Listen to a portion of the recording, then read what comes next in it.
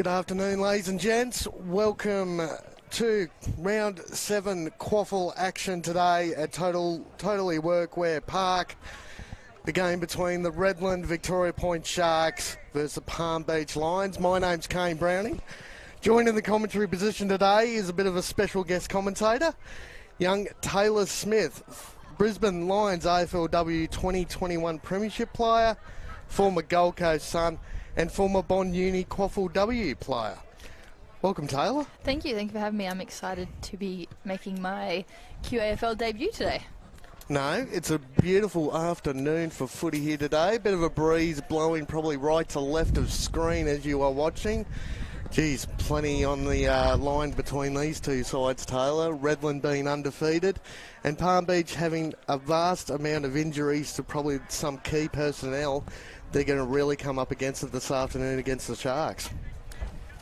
Yeah, it'll be interesting to see how both teams handle the conditions today. Obviously, like you mentioned, the wind is blowing quite strong from right to left, so it'll be interesting to see how they adapt. No, and big full forward for Redland, Matty Hamilman's kicked 26 goals in the first 5 weeks of the year. He's definitely on song, and Palm Beach, I mean, even looking at their lineup, it's very hard to see who they can line up against him. I mean, Tom Fraser might line up against him. Jed Aiken's probably a bit small. Ben McKinney might pop back last line defence, but plenty of headaches for Coach Jess Sinclair. And on the other hand, I mean, when you're undefeated, come to round 6, 7, you're in pretty good form, and they've been beating sides quite convincingly. The likes of Brock Aston in the midfield as usual. Caleb Franks has been a real gun midfielder for them for the last 2 or 3 seasons. And the likes of Mitch Stallard down back, Dean Benson at centre-half forward. But I was just looking at their midfield. I mean, Tommy Matthews, Brock Aston, like I said, and Peter Yagmore down at full forward next to Matty Hamilman as well. So they've got plenty of options down forward. And again, just looking at Palm Beach, I just think they're going to struggle to compete. If they can't get first use of the footy through that midfield group, they're going to really struggle to kick a score. Yeah, I think it's going to be really important for Palm Beach to sort of trust themselves, back themselves in to win the contest. Otherwise, like you said, it's going to be hard for them to get on the outside with such strong form of Redlands. Yeah, and definitely with Caleb Franks and Brock Aston in there, I mean, between the two of them, they're probably averaging 30 touches a week. So it's just so hard to tell. We've got the two captains in the middle of the ground right now. Looks like Tommy Tyne for Palm Beach has won the toss. He's kicking to the left of screen as the captains go back into their respective groups. And as the wind keeps picking up, you might hear that in the mics this afternoon, so apologies, we can't do much about that, but it is a beautiful day for footy, barely a cloud in the sky, and should be a really hot contest early. As the music's playing, we've got a pretty good crowd here this afternoon as well for a Saturday afternoon, round 7, like I said. As I'm looking at the Redland team here, bunched together. Interesting what words will be being said between the players. Palm Beach looks set and ready to go. Take a few moments now.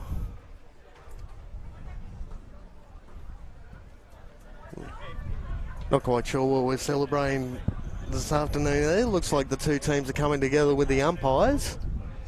I believe it's umpire appreciation round. Ah, well, okay, that explains it. No, the umpires do a hell of a lot of work at all levels of footy, whether it's ground roots or at the professional level, and it's always good to see clubs and organisations putting them on a pedestal when it's deserved.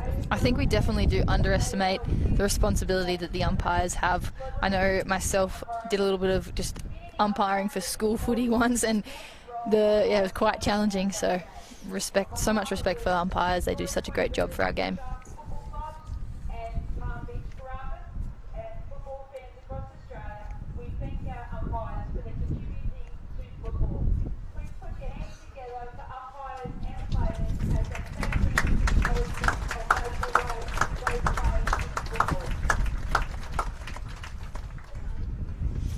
No, a well-deserved round of applause from the crowd here this afternoon as the umpires now just going through both sides, shaking hands, wishing both teams good luck this afternoon. No. Just going to have a quick look. It's one thing I did forget. It's umpire appreciation round and I've forgotten the umpires. So just bear with us for 1 sec, ladies and gents. Oh, thank you very much, Taylor. Taylor's done some homework. We've got field umpires Jamison Galbraith, Kai Pendlebury and Justin Lillycrap. Boundary umpires Joshua Watson, William Zielinski, and the goal umpires Liam Green and Belinda Stewart. So good luck to umpires and teams alike this afternoon as the players do their last little bit of warm-up, and we should be ready to go in a few moments. What would you like to see from Palm Beach Currumbin this afternoon, Taylor? Where do you think they can get on top of Redland? I think it's going to be really important for them to set up structurally behind the ball, especially with the strength of the forward line for Redland. So I think if they can start that early, give them a bit of confidence going into the game. No, and they do have some very good intercept players down back as well, the Palm Beach Lions. They've just been so decimated with injury. And, you know, round one, the first contest, losing their big ruckman with a broken leg, it was a hideous sight to see. And he's probably in the top 1 or 2 players in their playing list. So definitely be missing this afternoon. And as we look, players are running out now. We're not far away for round 7 QAFL action. Umpires just about ready. Palm Beach Lions interchange players just jogging off the ground. Be interesting to see who matches up on who. Look to see that contest down back. Matty Hamilman, full forward. As the siren goes, we're ready to go here for QAFL action. Round 7. Umpire comes in, ball goes up, both ruckmen. Redland winning on that occasion. As the ball rolls around, Palm Beach intercept now, get the first clearance of the game, down towards centre half forward. Good grab. No, very good on that occasion. Looks like, is that AJ Dawson there? Number 11. Line up, looks like he was lining up at centre half forward. He's probably about 42 metres out, just off right in front. It'll be really hard kicking for goal this afternoon. Comes in now, right foot kick. As that comes back around, and hits the post. I believe that was Carl Nicholson. Oh, Carl Nicholson. Yep, so AJ Dawson's wearing number 1 today, I believe. Apologies. So just a minor score there. As Redland look to come out of defence now. Short kick on that far side pocket. Palm Beach have set up pretty well early on, trying to lock that ball in. Down the line. Intercepted again by Palm Beach. This is a good start by them. Looks to get in quick now. Short kick. Good mark. That was a great effort there. That's Tyler Cornish. Now all the numbers are basically front of centre for Palm Beach. There's one, looks like Matty Hamilman standing about 10 metres behind the centre circle and there's no one anywhere near him. Yeah, sort of what we spoke about pretty much just before the quarter start was Palm Beach setting up behind the footy really well, and they've done just that and had 2 intercept possessions off of doing so. Of course. Tyler Cornish now, right foot kick, drifts off. Unfortunately, he's missed everything. That's out on the full. Redland just got to work their way through the Palm Beach defence here, try and bring it out from defensive 50. So they do so now, down the line, long kick. Plenty of numbers around that footy. Good grab. Number 33, the big fella. Jared Huddy. Kicks down the line again. That's a good kick from that boundary line. They're going down the line quite a bit, Redland, at the moment. Plenty of numbers around this ball. That's Aston. Aston, bit of a hack kick forward. Matty Hamilman's in the goal square all on his own. If they can get the ball to him. No, Palm Beach were too good on that occasion. Comes back through the corridor. That's got to be a free kick, and is. Looks to handball now. Plenty of... bang! Look at that for a tackle. Ball comes out though. Redland intercept. That's Aston again out on that far side, rolls towards the boundary line and out for a boundary throw-in. Taylor, a pretty hot start from both these sides. Yeah, absolutely. Palm Beach have done a really good job at keeping it wide and keeping Redland out of the corridor, which I think they'd be most dangerous, having someone like Hellman down forward, keep them out of the corridor and don't give them a look at it. Both ruckmen go up now. Huddy won it on that occasion. That punches the ball towards the boundary line again, rolls out again. Geez, Hamilton had about 30 metres of room right in the goal square there, if they'd been good enough, Redland, to get it over the top to him. But Palm Beach are pretty solid in this early part of the first quarter. They haven't made too many mistakes. And they've tried to lock the ball inside their forward 50, which is a good start. Yeah, definitely to use the wind in this quarter is going to be really important for them as well. It's Palm Beach now. That was Cornish. Look at this. Hot spot. 1-on-1. Couldn't take the mark, though. Rolls towards the boundary line and rolls out. Perhaps a little body work there just to hold the player out and give himself a bit more space to take that mark. No, that was Corey Beeman on that occasion. He put his opponent in the right position, got him under the footy, but just couldn't quite take the mark. Ruckman go up again. Big smash towards that boundary line once more. Rolls out again. We've had plenty of stoppages early as well. Both sides feeling each other out in these early stages.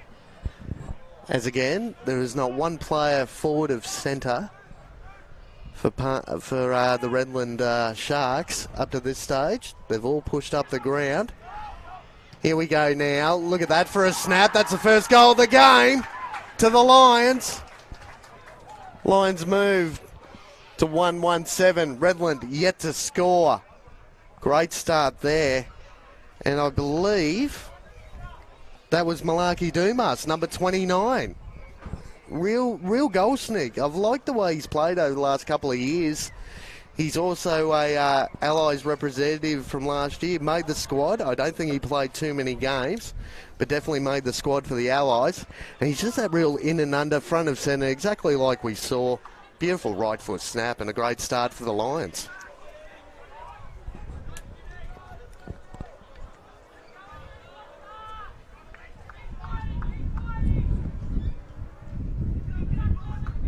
Umpire comes in once more. Beautiful bounce of the footy. Both ruckmen up. No clear winner on that occasion. Redland looked to clear it. But Palm Beach end up with the clearance once more. Front there, great handball. Chip inside 50. Good mark. They're just lowering their eyes at the moment. They're not blazing away, the Palm Beach Lions. Yeah, absolutely, and they're very clean clean by hand. Yeah, and that was Corey Beeman. He probably had 5 metres in front of his direct opponent. Great lead, straight the guy who had his hands on the footy. And again, another inside 50 and another shot on goal for the Lions. Corey Beeman now. Right foot kick into the breeze. There's another one to the Lions. That's 2 in a row. They moved to 2-1-13 to Redland again. Yet to score. We've played just over 6 minutes in this first quarter. Is it too early to call an upset to the undefeated side? Well, no. You know, but again, the quality of the opposition of late, especially this season, if you're 1 or 2% off, any team can beat anyone. So we've had some close upsets. Broadbeach went undefeated last season, as we all know, and got done in the grand final by Aspley. So it can happen. You'd almost rather lose a game early in the year than later in the year. So, but only 2 goals down, Redland. They haven't done too much wrong. Just Palm Beach have gone first use of the footy out of the middle as they win the ruck contest on that occasion. Huddy got the ball back for Redland though. Here's a clearance for the Sharks now towards Hamilton. Great effort there by the Palm Beach defence. It's going to get locked inside, attacking 50 for the Sharks. No, he did very, very well on that occasion, the Palm Beach defender. Got in front of Hamilton, punched the ball away. Not quite sure who that was down there, actually, for the Palm Beach Lions. It might be Walkerton. Matty Walkerton is lined up on Hamilton. As Aston tries to get the ball out, coming through that midfield group now. Good chip inside. That's a great kick. And again, doing a mirror image of what Palm Beach did earlier, just lower the eyes, hit that sort of 30 to 40 metre out kick for a shot on goal for the Sharks. And they definitely need this one just to get the confidence up. It's quite a wide ground, so I think they've got the opportunity to look for someone on the lead into space. No, you're definitely right there, Taylor. Comes in now, right foot kick. That's a great finish. That's the first goal on the board for the Sharks. They moved to 1 straight kick 6 to 2-1-13 for Palm Beach. We've played just on 8 minutes 20 seconds in this first quarter. Not quite sure who kicked that one. Was that number 10 for... Number 11. Number 11? Might be number 10. Just having a look down the list. It's a little bit harder up here in this commentary position, ladies and gents. Apologies for that. Just trying to look down the list. We'll get back to you on that goal kicker, I think. Josh Brown, thank you very much for the help. We need all the help we can sometimes doing this gig. As the umpire looks to come in to bounce once more. Huddy gets the tap out again. Comes in now. Redland get the clearance once more deep inside 50, but gets cut off by the Lions. That's Callum McBurney out there looking to switch, decides to come back inboard. Dangerous handball, but comes off. Shocking kick though. Gets intercepted by the Sharks. They've got a few numbers around the ball, but look at the numbers for the Lions. Blocking that ball in, it was a 5-on-1. He wasn't going anywhere, the Sharks player, on that occasion. As again, they're just getting numbers around the footy and they're getting first use of it at the moment, so the Lions, so they're doing pretty well. Chip ball inside, great front and centre, look at that. Chips the ball up, mark that, good luck. 2-on-1, taps the ball forward. Looking to go deep inside, taking 50. A little bit lazy with the handball, no matter. Chip inside, no mark taken. Who's front and centre for the Lions? Gets clipped over the shoulder, no free kick paid. Gets bumped off the ball as well as the Sharks look to come out of defence. Down that far side. Trying to use handball. Palm Beach intercept again though, right on that boundary line. Umpire's standing there ready to blow the whistle. As the umpire has blown the whistle, but it looks to be a free kick to the line, to Redland, sorry. Just got to play it down on the far wing there. They're definitely not using this broadcast side at all at the moment. They're staying on that side, but speaking of which, again, shocking kick in board. Oh, it could be tackled. No, play on, says the umpire. Great work there by Aston, tapping the ball forward. That could be a push in the bag. No free kick paid. As Redland up in the ante in the pressure. Kicks down the line. No one inside 50 for the Sharks, though. Chance to intercept for the Lions. Got numbers back, but here comes the pressure from the Sharks now. Chip down the line. Chip back inboard. Plenty of space now. Here come the Lions. Chips inside 50. Coming back. No mark taken. 2-on-1. Keeps the ball in front of him. Right foot kick. Trying to set up. What about... Oh, no. Drops the mark. Going for mark of the year. Redland intercept now, and everyone can take a breath. Redland now. Dangerous kick inside the corridor. Mark taken. Plenty of room on this broadcast side wing. Looking up forward now. This is towards Hamilman. Hamilman lets the ball bounce. Hamilman, right foot snap. Could drift out of bounds and does. That's out on the full as Palm Beach look to switch. Short kick. That's okay. Handball over the top. That's Tommy Tyne. Tyne now on that far side. Mark was dropped. Could be holding the ball. No. Umpire decides to come in, blow the whistle. I'm going to ball that one up. Palm Beach doing really well to get numbers, sort of to every contest. They seem to be outnumbering them everywhere on the field. No, the work rate early on from the Lions have been really impressive, and it's probably the best start to a game I've seen for quite a while. Tommy Tyne kicks the ball forward. There's a mark. Decides to come in board. Now there's plenty of space. Could run into an open goal. Right foot kick. Going towards it. And there's another one. Number 45 for the Palm Beach Lions. What a start by the Lions. Now, again, that's Hugh Munro, number 45, lying up at full forward this afternoon, moved up the ground. Plenty of space and a great finish on that occasion as the Lions moved to 3-1-19. Again, just the work rate to have that outnumber, be able to switch the football and basically run sort of into an open goal. It's really good by the Palm Beach Lions. No, Tommy Tynes started really good early. He's in that midfield group, number 28. And he's just getting first use of the ball, but he's super clean. And front of centre, he's a great user of the ball. So well done to Tommy Tyne. Well done to the Lions. All of a sudden, they've got a little bit of a jump on the Sharks at this stage. Huddy's been winning the hit-outs, but Palm Beach have been winning the clearances. There's another one by Huddy. No, he's going to recall that one. The umpire didn't get it quite right on that occasion.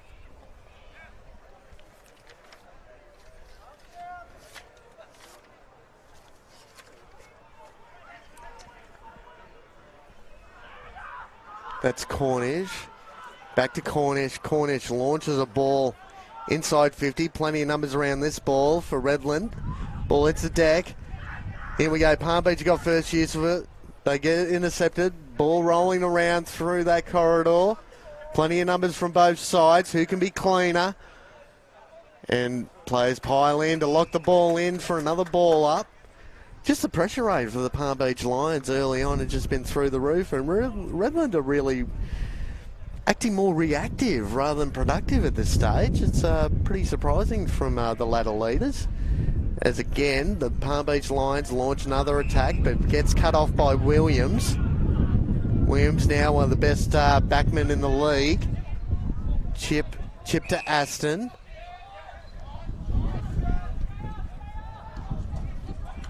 Aston chips the ball towards his brother Brock. Brock now handballs inboard. Back to Williams. Williams chips the ball towards the boundary line. Ball bounces back to Aston. Right foot chip. They're trying to be a little bit cute with the ball at the moment, Redland. Sometimes you just got to get the ball on the boot. And doing it that way allows Palm Beach just to block space, narrow the space. They don't really have anywhere to go, the Sharks at the moment. As Palm Beach wins the tap out on that occasion. Chips the ball on this broadcast side. Plenty of numbers for the Sharks, though, defensively. Gives the free kick away. That's a... Palm Beach Lion actually tapped the ball out of the defender's hands trying to get a 50. And it's like, well, no, you've got the free kick.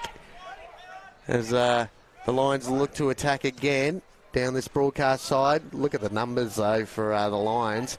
It's a 3-on-7. Gets the handball out, almost gets foot to ball, no free kick paid. Ball's going to get locked up here again. Geez, the numbers for the Lions, I mean, Redland behind the footy seem to have a lot of numbers, but around the contest at the moment, they've got plenty of numbers around the ball, the Lions. As the Lions look to lock the ball in once again. Umpire's probably going to give this hole on the ball, and does. No one really decides. I don't really know how you're supposed to get the ball out in that situation. You've got three Sharks players on one Palm Beach line, and I don't think there was any chance to get the ball out there. As Redland looked to come down this broadcast side again. Huddy couldn't take the mark. Ball comes forward. Huddy misses with the handball.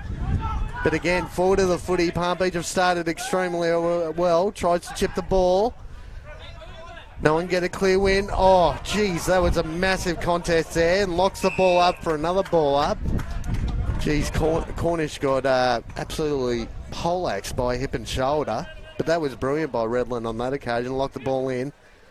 Palm Beach again. Couldn't win the tap out. Huddy again pushes the ball forward. Just a kick off the ground. Trying to create space. Trying to come in board now. Redland. Hack kick deep inside. Hamilman one-on-one and marks. I think one-on-one, Hamilman's just too big and strong for his direct opponent down there.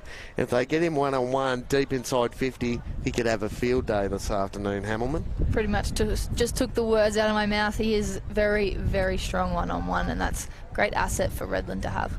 No, Walkerton, I mean, you look at Walkerton, you could probably match him in height, but realistically, Hamilman's just got one of those massive tanks for a full forward. He tries to get up the ground as much as he can to support.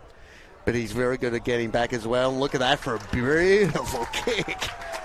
That's why he's leading the goal kicking, ladies and gents, in the QAFL this season. That's goal number 27 for the year. He's averaging 5 goals a game, and he kicked 10 goals last week against a pretty disappointing Sherwood side. So great start there by Hamilman, and the lead gets cut. 3-1-19, Palm Beach. Redland, 2 straight kicks, 12. We've played just on 18 minutes in this first quarter, Taylor. And where do you think Palm Beach is winning it at the moment? I actually think they've been a lot cleaner. I think Redland's skill execution with a couple of those short kicks hasn't been there. If they can clean it up and get some uncontested possessions, they might be able to move the ball forward a bit quicker. No, very good assessment there as the umpires come in once more. Both ruckmen doing pretty good at the moment. Huddy's definitely been on top. It's a ball drifts forward, could be a free kick, and is. They decide to take the advantage. This is Aston now. Kicks over the head towards Hamilman. Hamilman couldn't be clean on that occasion as Palm Beach come out of defence. Great intercept again, but look at the numbers. Look at the handballs by Palm Beach going deep inside 50. Plenty of room. And just rolls away from the Palm Beach forward on that occasion. He had a massive amount of space. Couldn't quite get to the drop of the ball, and that's probably a let off for the Sharks. Yeah, I think that's the win there, just carrying that ball a little bit further than and making it a bit harder to read. But the overlap run by the Palm Beach Lions has been exceptional so far. Geez, the use of handball through the corridor just then was sublime as they've intercepted the ball once again. Ball front and centre. Here's a hack kick forward. Ball drifts forward, couldn't be clean on that occasion. Handball's out, tries to handball over the top, gets intercepted by the Sharks. There's a short kick coming out, defensive 50. And again, just trying to reset, get some numbers down the line. Hamilton's seen it centre forward at the moment. Looks like Aston out there on that far side. Handball's down. They're trying to use handball to get out of trouble, the Sharks, but they keep getting cut off. Hacks the ball forward. Palm Beach defence standing up once again, though. Kicks the ball down the line. They've got the overlap now. Oh, could have given the handball off. Didn't. Plenty of numbers for the Sharks on that occasion, though, deep in defence, and they'll come out of trouble. Oh, beautiful cut off there. Punches the ball over the line. Just a chance for both sides to reset. Gee, they're just working harder at the moment, the Lions. I'm really surprised. Not saying they haven't played some good footy this year, but against, again, the ladder leading undefeated Redland, they've started extremely well this afternoon. Both ruckmen now. Huddy couldn't get the clearance. Palm Beach again hacked the ball. Here's a massive kick. Oh, it goes up. Couldn't quite take the mark. Ball comes down. A few numbers again for the Lions. Oh, it goes bang. Oh, unfortunately, that could be 50 and is. Kicked the goal, but the umpire blew his whistle probably 10 seconds before. It was an obvious free kick to the Sharks. And just releases the pressure gauge a little bit. The coaching staff for Redland will be happy for that as they look to take advantage now on this broadcast side. Goes inside 50 towards Hamilman. Ball drops short, rolls through. Plenty of numbers for the Lions defence. Here comes the pressure from the Sharks. Locks the ball in. Could be holding the ball. No. Umpire decides to come in and ball it up. It'll just be interesting to see how Palm Beach try and build this wall across their half back line. I think it's important now for Redland to really lock it in there and finish this quarter strong. No, you're definitely right there as the ball goes towards that boundary line. Goes out once again. We've had a number of stoppages. We've played just on 22 minutes in this first quarter. And they're not really setting up a wall. They're just getting numbers around the contest at the moment, the Lions. They're pretty confident with the numbers around the contest. Redland trying to get another shot on goal. Palm Beach trying to get it out. That ball's rolling. Goes out for another boundary throwing. So Redland are just setting up with 2 spares in their defence and putting their ruckman in sort of in that dangerous space as well. Having someone else take those forward 50 stoppages. No, they always try and get Williams one-on-one, or he's generally the spare. He's a great marker of the footy and a pretty good user of the ball as well. as the ball comes towards. Speaking of the two extras, Huddy takes the mark. Williams pointing down the line. No, decides to come inboard. That could be a dangerous kick. Drops the mark that he should have taken. Here come the Lions. Steps back inside. The numbers turn up. Oh, look at that for a tap out. Kicks towards goal. That ball's going to drift though. And goes out on the full. But again, just cleaner around the footy at the moment, the Lions. And Redland definitely got to improve in that area because they're getting plenty of inside 50s and a few easy shots on goal, the Lions at this stage. It was definitely the right idea to switch it back corridor side. Just, again, skill execution, just let them down a little bit. No, you're definitely right there as they chip the ball now, Redland. They've been pretty slow moving early on, trying to come out of defence. It's a short kicking, but it's been cut off again by the Lions. They've probably done that 4 or 5 times this quarter. Kicks the ball deep inside 50. No one can take a mark. Here's a handball out to space. 1-on-1 between Redland and the Lions players on that occasion. As the ball drifts towards the boundary line. Mark taken. Mark paid. Comes back in board. Aston looking for the handball off. That was Yagmore. Yagmore kicks backwards. Trying to open up some space on that far side now. Sharks now coming through the corridor. Bit of space has opened up for them now. Caleb Franks handballs it off, deep inside 50, and good mark. That's exactly what they needed to do. Switch that ball, open up some space, and get it deep into the forward 50. Geez, they're just... That right there, just changing the angle up, coming back in through the corridor, and plenty of open space. It was a 2 1-on-1s between all players, and just got a couple of metre gap and took a really good chest mark. It's just a glimpse of probably what they're capable and what they'll start to bring into the game now. Comes in now, right foot kick. There's the third goal of the game for the Redland-Victoria Point Sharks. Moved to 3 goals straight, 18. Trailing Palm Beach Lions by 2 points, 3-2-20. We've played just over 25 minutes in this first quarter. Not quite sure who that goal kicker was again. I'm losing track early on. We'll get back to you on the goal kicker. But again, great work by the Sharks on that occasion. They've been really good early in the season playing through that corridor. The likes of Aston and Caleb Franks coming through. No real pressure to speak of through that corridor, and it was an easy kick inside 50 and a good kick for goal. I believe It was number 24, but I can't seem to find that on my team sheet here. number 24. Well, we'll get back to you on that one. Just keep note of number 24 for the Sharks. As Tommy Tyne again, look at that for a spiral coming inside 50. But Williams again cuts it off. Going back out that far side. Ball can't be marked. Handballs over the top. Open space now. Chips the ball down the line. 1-on-1 contest. Good spoil by the Lions on that occasion. But the numbers are with the Sharks. Here they come now. Back in board. Look at the numbers streaming through. Couldn't take... Wasn't really that clean. But chips the ball inside 50. There's another mark. Oh, look at the space now. And a great spoil there by the Lions. That was Zach Harrison on that occasion. Probably ran 20 or 30 metres to intercept that inside 50 for the Sharks. Great work again. Just the work, again, the work, I keep saying it, the work rate from the Lions in this first quarter has just been really, really good early on. And it's exactly what the coaching staff would have, Jess Sinclair would have wanted pre-game. Here come the Sharks now.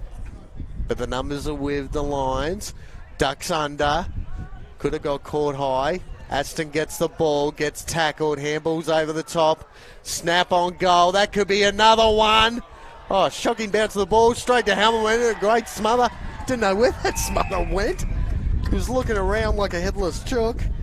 But the ball goes out for another boundary throw-in. Thank you so much.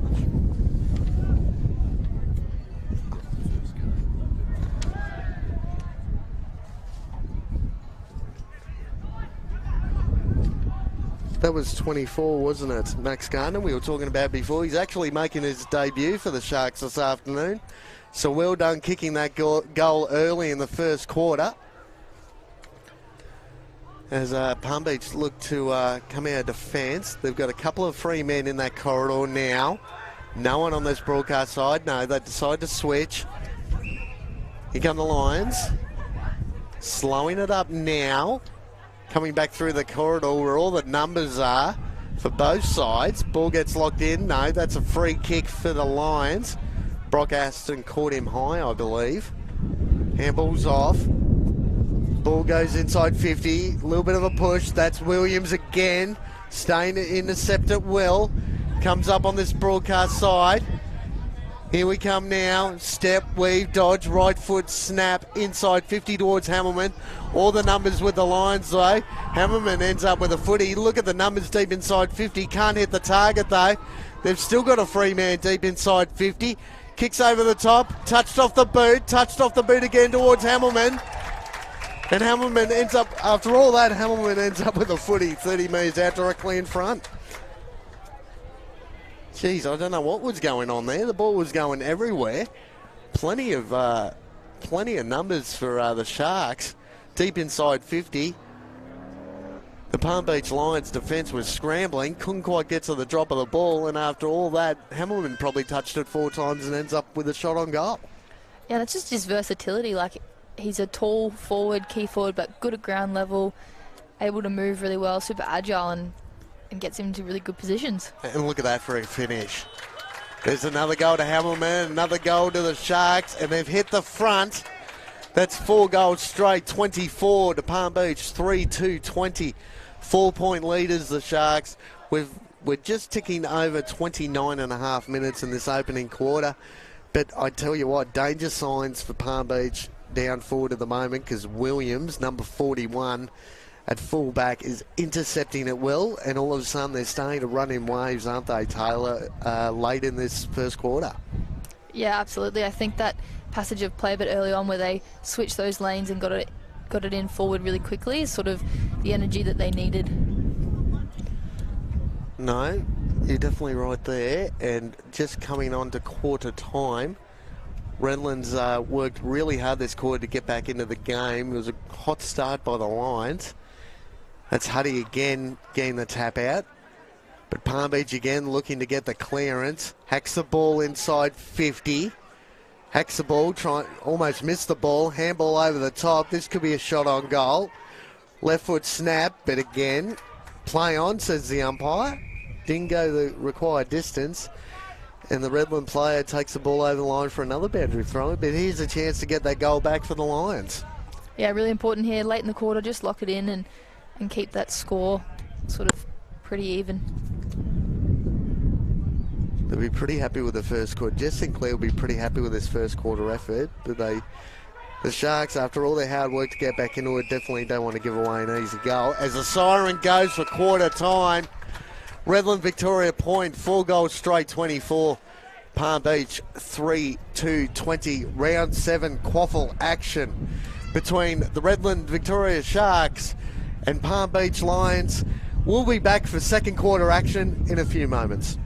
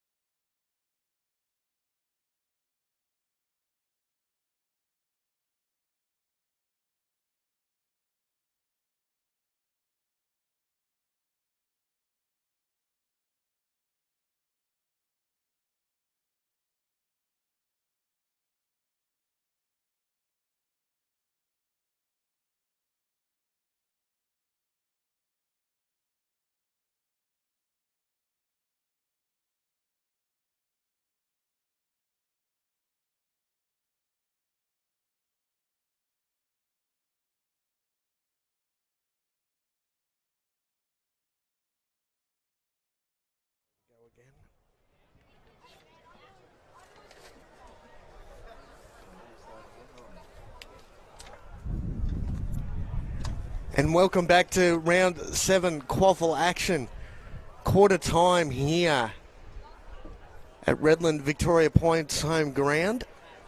But Redland-Victoria Point Sharks, 4 goals straight, 24, got back into the game late in that first quarter to hit the lead, pretty close to the siren. Palm Beach started extremely well, 3-2-20, 4-point lead to the Sharks. My name's Kane Browning. I'm joined by Taylor Smith. And Taylor, what do you reckon Redland improved in the back part of that quarter? I think the difference for them was being clean, so hitting those targets and moving the ball by changing lanes, changing angles, and sort of catching Palm Beach on the back foot, which is pretty much what Palm Beach did to them early on in that quarter. No, you're definitely right there, Taylor. As umpire blows the whistle, here comes second quarter QAFL action here. As Palm Beach win the tap out on that occasion, ball drifts forward.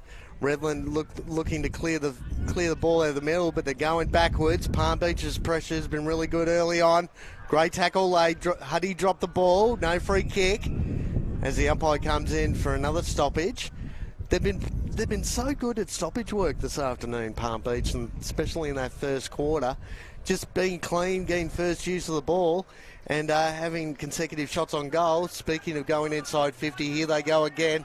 Plenty of numbers around this ball. No one can take clean possession. Ball gets locked up again. Umpire comes in. Tackle pressure's a real standout for the Lions today. Oh, is it what? Their pressure margin would be through the roof at this stage, and the best they've probably shown this year against the ladder leaders and undefeated Sharks. Another chip ball in, no mark taken. Ball rolls towards their boundary line on that far side. Another stoppage. And again, that breeze is just swirling around at the moment. 1 minute it's going down to the left of screen like in that first quarter. All of a sudden it's blowing directly into the broadcast booth here, right into our faces. So it'll be interesting set shots on goal. Aston couldn't get clear possession on that occasion as the Redland Sharks come out defence now down the line. But again, that intercept player sort of in the middle of the ground across the wings have been really solid for the Lions. They've definitely seemed to have that spare man behind the footy. As that could be holding the ball and is. Here comes another set shot for the Lions. And again, it's just the work rate, pressure being clean, getting plenty of numbers at the drop of the ball. Redland just seem to have a lot of faith in their teammates. Okay, it's a 1-on-2 or even a 1-on-3. They're expecting their teammate to win possession. And the pressure from the Lions is just making that impossible at the moment. This is a really great reward for effort. They've played so many tackles over the first quarter and a bit, and now they're getting a bit of reward for that. Kick on goal. Not going to make the distance. Uncontested. Williams again intercepts. Chips the ball. Dangerous kick if that was intercepted, but that's okay. Speaking of intercept, number 45 out there for the Lions. Looking down the list, who's that out there? That's Hugh Munro. They just seem to be going space pretty well. They're not necessarily playing one-on-one. They're just going the space. Okay, you go that way, I can go that. I can go either way, whichever way you decide to go, Redland. Kick on goal now. Drifts across the face for a point. Palm Beach moved to 3-3-21, trailing Redland-Victoria Sharks. 4 goals straight, 24. We've played just on 3 minutes in the second quarter. Williams goes down the line. Good contested mark taken right in front of us. Decides to go down the line. Wasn't even looking at his teammate on that occasion. Numbers are with the Lions. Bit of a hack kick. Didn't get clean use of the ball. Handball's back. Kick just drifts forward. Easy mark there taken by number 17.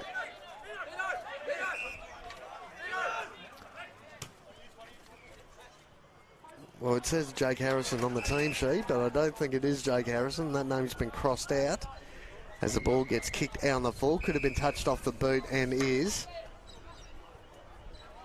Another stoppage, but this time it's down at the Redland end of the ground. Now again, look, if you just look at the way Redland is setting up, they're setting that kick behind the play. They've got the spare man and Huddy, the ruckman, probably 2 kicks behind the ball as the ball literally comes straight to him. Oh, what a grab! What a grab! Absolutely poleaxed Williams in the process. Geez, Corey Beeman got up well and truly high on that occasion. He's tried that twice today, and the third one's come off. So third time lucky for a great contested mark there. Oh, gee, one thing I've noticed the last probably 2 weeks, plenty of high flyers in this competition this year. There's probably been 6 or 7 the last couple of weeks. But Beeman on that occasion, just clean hands, took it solidly. And Williams is still rolling back, trying to feel the back of his head, going, what happened? As the ball gets thrown back in, there's Huddy. Doesn't really handball to anyone. Aston was under plenty of pressure on that occasion. There's Tyne, gets absolutely crunched. Here's the pressure now, looking to be clean, the Sharks. 2-on-1 here, though, and intercepted once more. Both ruckman, McNally and Huddy, have been so effective dropping back in that hole and intercepting the ball. No, Lewis McNally's probably taken 7 or 8 intercept marks. And there's Williams again taking another. It's basically a game of intercept marking at the moment in these early stages of the second quarter. They just seem a little bit unsure, Redland, at the moment. They're not quite sure whether to go quick, go slow, go long, go short. And it just gives plenty of time for Palm Beach to set up down the line, which have decided to go now. Look at the numbers around the footy for Palm Beach. As the ball hits the ground now, though, but Redland were good enough to get first use. No one inside attacking 50. He's going to have to hold the ball up. Chips the ball short. Shocking kick towards Huddy. Palm Beach intercept once again. Shocking. Geez. But the skill level from both sides probably in the last minute and a half has not been great. Speaking of not great skill level, handball over the top. They're a little bit fussy at the moment, Redland. Chips the ball forward. That's Franks. Chips the ball inside 50, looking for Huddy. Couldn't take the mark on that occasion.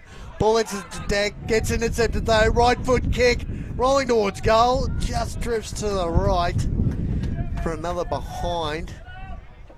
Redland. Believe that's the that could be the first point of the game for Redland. 4-1-25, 3-3-21 on the Lions. 4-point margin, played right on 7 minutes. As Palm Beach looked to come out of defence, couldn't take a clean mark. Now they're under pressure from the Sharks. Decide to go backwards. They could switch the ball. Got to be clean here. Ball hits the deck. Could be holding the ball. Drops it. No free kick paid to Hamilton. Snap on goal. Gets smothered. Palm Beach Lions. Could be a free kick to Lions. And is. Geez, they let them off the hook, the Sharks. Just a clumsy free kick in the end. Just need cleaner skill execution from both teams with the kicking. No, you're definitely right there, Taylor. As, geez, no one went up to contest that mark. Easy chest mark there. The numbers are with the Sharks, though. They've sort of locked them into this pocket here on this broadcast side. That's over the shoulder. Decides to play on. Beautiful kick. Just over the head, though. We've got a 2-on-1. No one in front of him. Decides to go backwards. Hacks the ball forward. And Williams, once again, though, drops the mark. The pressure's building here for the Sharks as they come out of defence now on that far side. Drifts the ball towards the boundary line. Rolls out for another boundary throw-in. And, geez, a real situation of missed opportunities for both sides early on in the second quarter.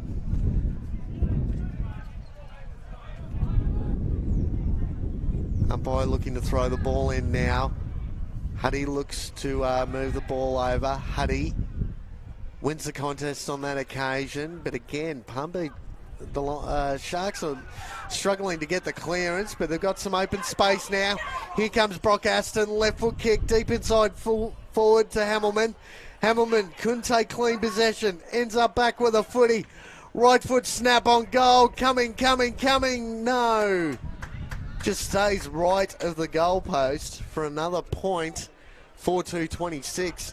3-3-21, 5-point leaders to the Sharks. Here come the Lions. Straight up the corridor, no mark taken, intercept by the Sharks. No one can get clean possession though. Handballs forward. Here's a shot on goal by Franks. Franks could have kicked this and does. What a great finish by Franks. Points to his teammate going, well done son, thank you for the handball. And a great finish by Franks on that occasion. As they stretch the lead out now, 5-2-32. 11-point leaders to the Sharks. Palm Beach 3-3-21. We've played just about to tick over 10 minutes in the second quarter, Taylor. And I tell you, early on this first quarter, when they get their hands on the footy, the Sharks, Palm Beach are really struggling to match them. Yeah, they're starting to bring that overlap run in, sort of like they did at the end of that quarter, and it's becoming very, very dangerous. No, you're definitely right there. Now, Lewis McNally, I missed him a little bit earlier, has moved into the ruck. He's a fairly small-looking ruckman, and I think he's so much more dangerous being able to intercept across half-back. He's played, but he has played a bit of time in the ruck, as he gets a second chance at it. Umpire didn't quite get it right on that occasion. I think he started in the ruck today, and he's had a few clearances, which is quite beneficial of someone who's probably smaller in the ruck.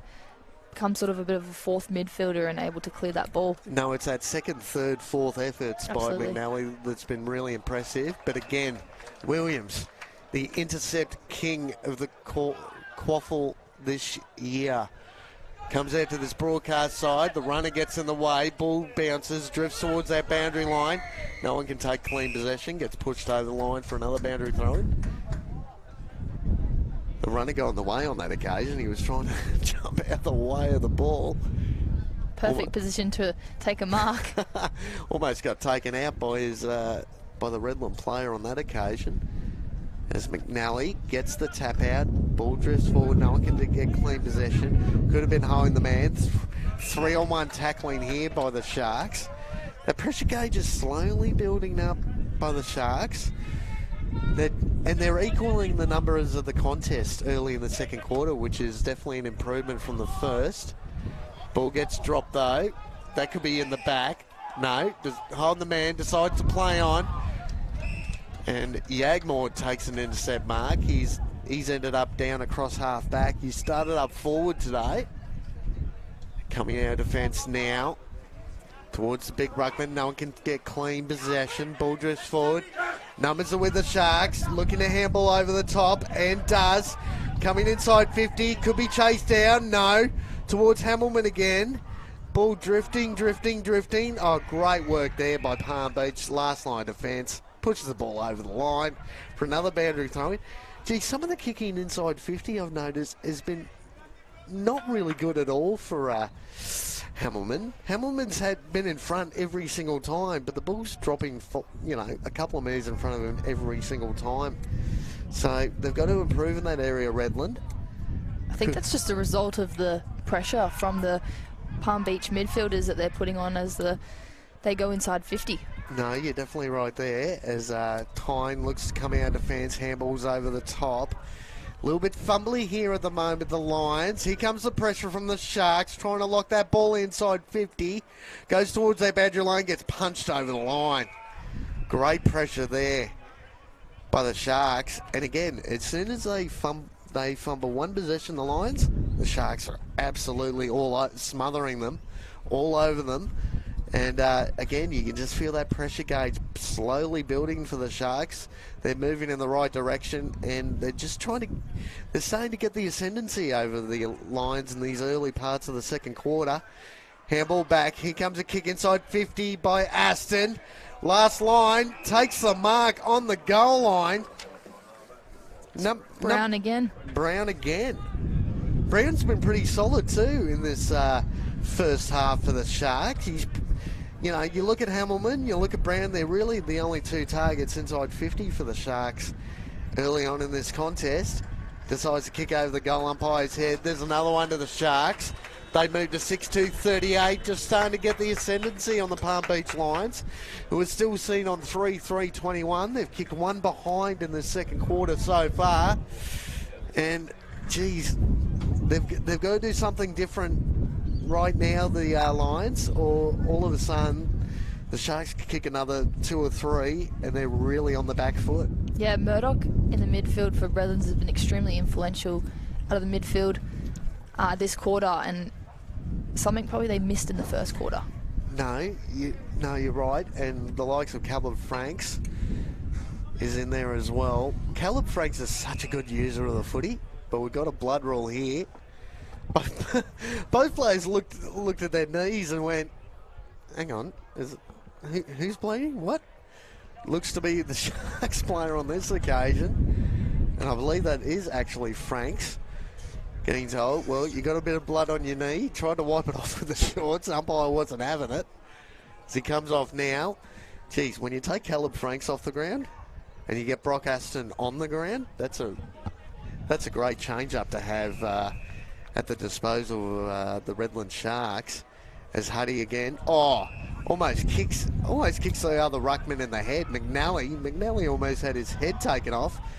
No, nothing untoward, it's just the way it ended up. As Palm Beach look to attack now, trying to get front spot. Almost a mark. Great effort there by both players. As the umpire comes again, ball it up. Gee, he did everything but take the mark on that occasion. It's great body work, really. Unlucky not to grab that with one hand. Oh, great work. Tommy Tyne drifting around, couldn't get possession of the footy. Here's Brock Aston.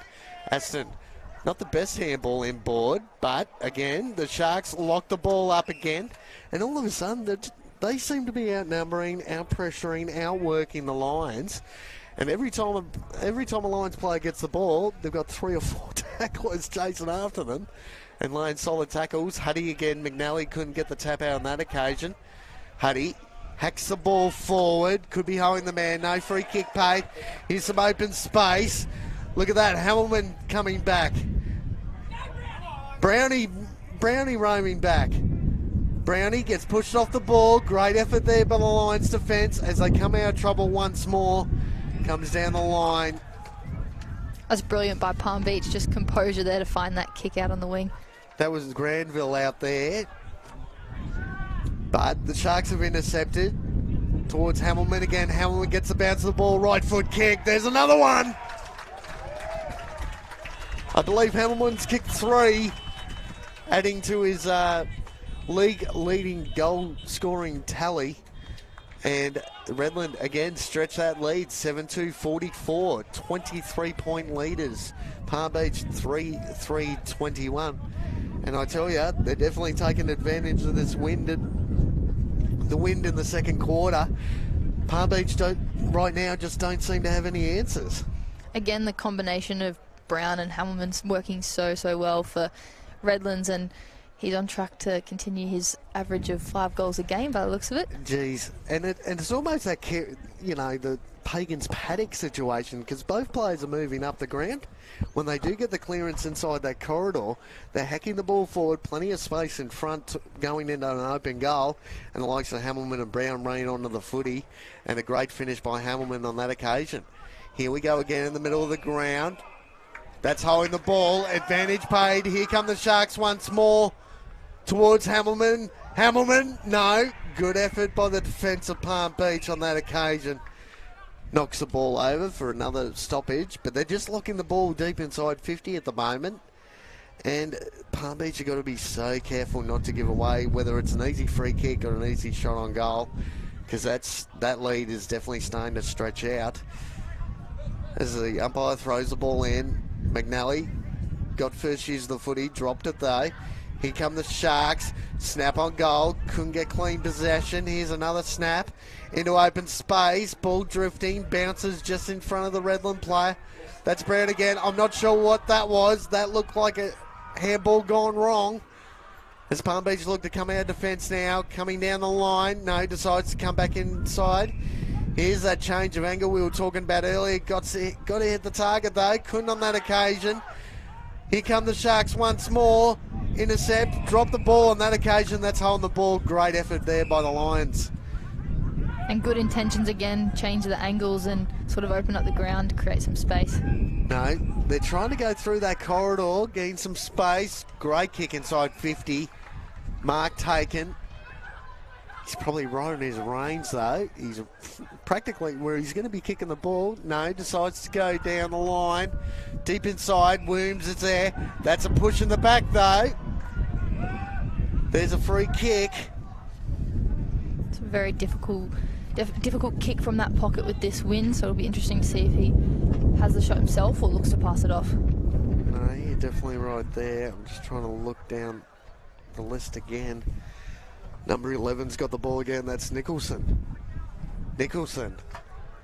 He's trying to kick around the corner. Really difficult kick. Right foot snap. Just comes across the face of goal. For their second score of the quarter, they moved to 3-4-22, trailing Redland-Victoria Sharks 7-2-44 as they come out defence one more towards Huddy. There's a mark taken. I'm not quite sure who the number 17 is. I'm not sure on your list because the name got crossed out, so apologies to our viewers.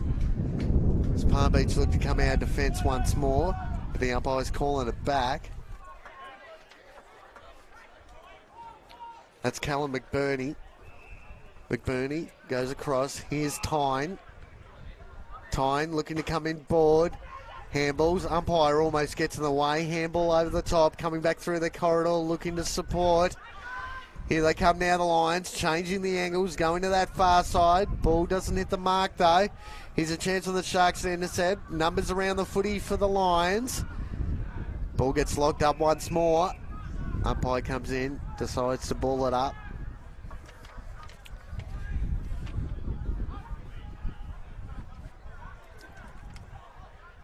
Ball goes up.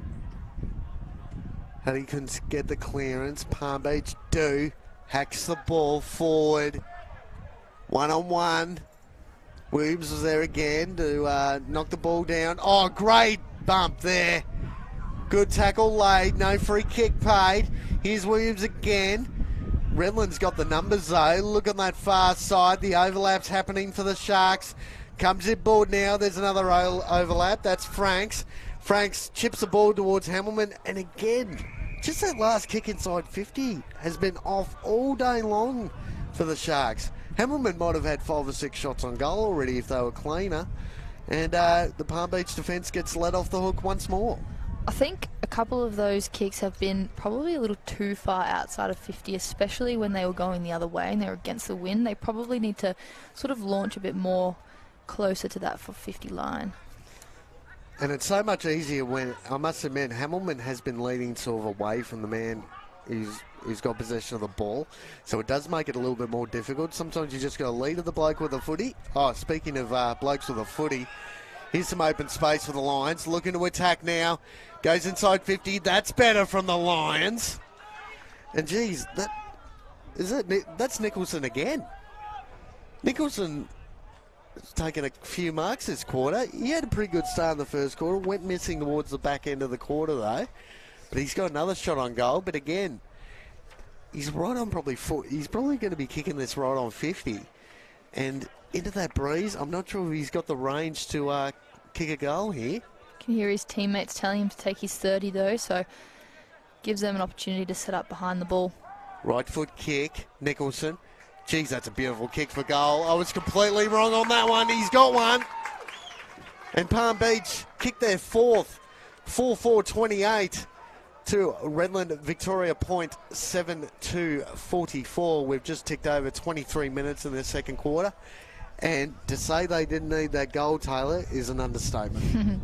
I think Nicholson's teammates knew he might have had that range, telling him to go back, take his time and have a shot, because it was pretty much split the post straight down the middle. It was a beautiful shot on goal. Post, probably three-quarter post high, and a great finish straight over the goal umpire's head, as they definitely needed that goal just to cut that margin slightly going into half-time.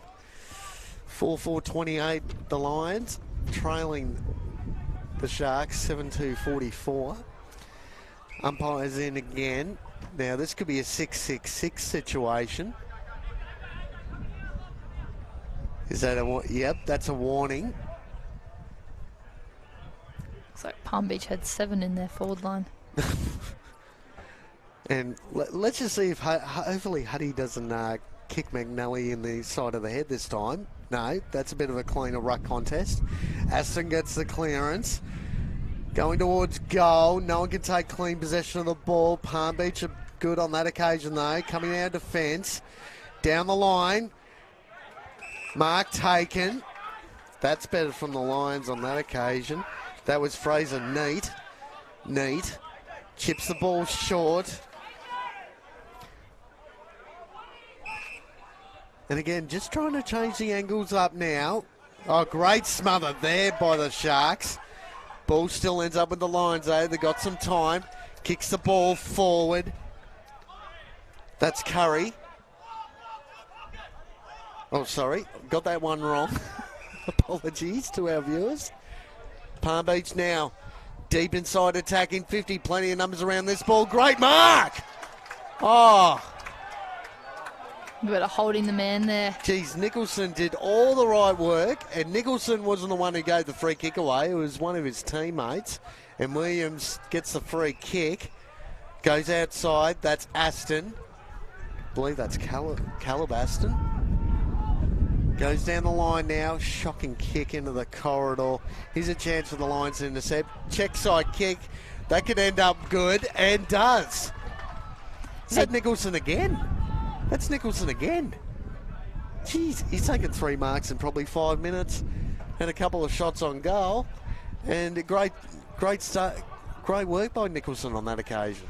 I think a bit of credit there to AJ Dawson as well. He's very clean, very skillful, and has been really, really important for them sort of in that back line in the last sort of 10 minutes. No, he's had plenty of possessions. You're right, Taylor, in the second quarter. Nicholson now. Shocking kick off the boot. That's out on the full. Just leant back on it a little bit too much. Came off the side of the boot, went out of bounds. Here comes Williams again. Speaking of shocking kicks off the boot, that's going to be intercepted by Cornish. Cornish chips the ball in, but again, Caleb Franks is there to intercept. Some spare numbers on this broadcast side.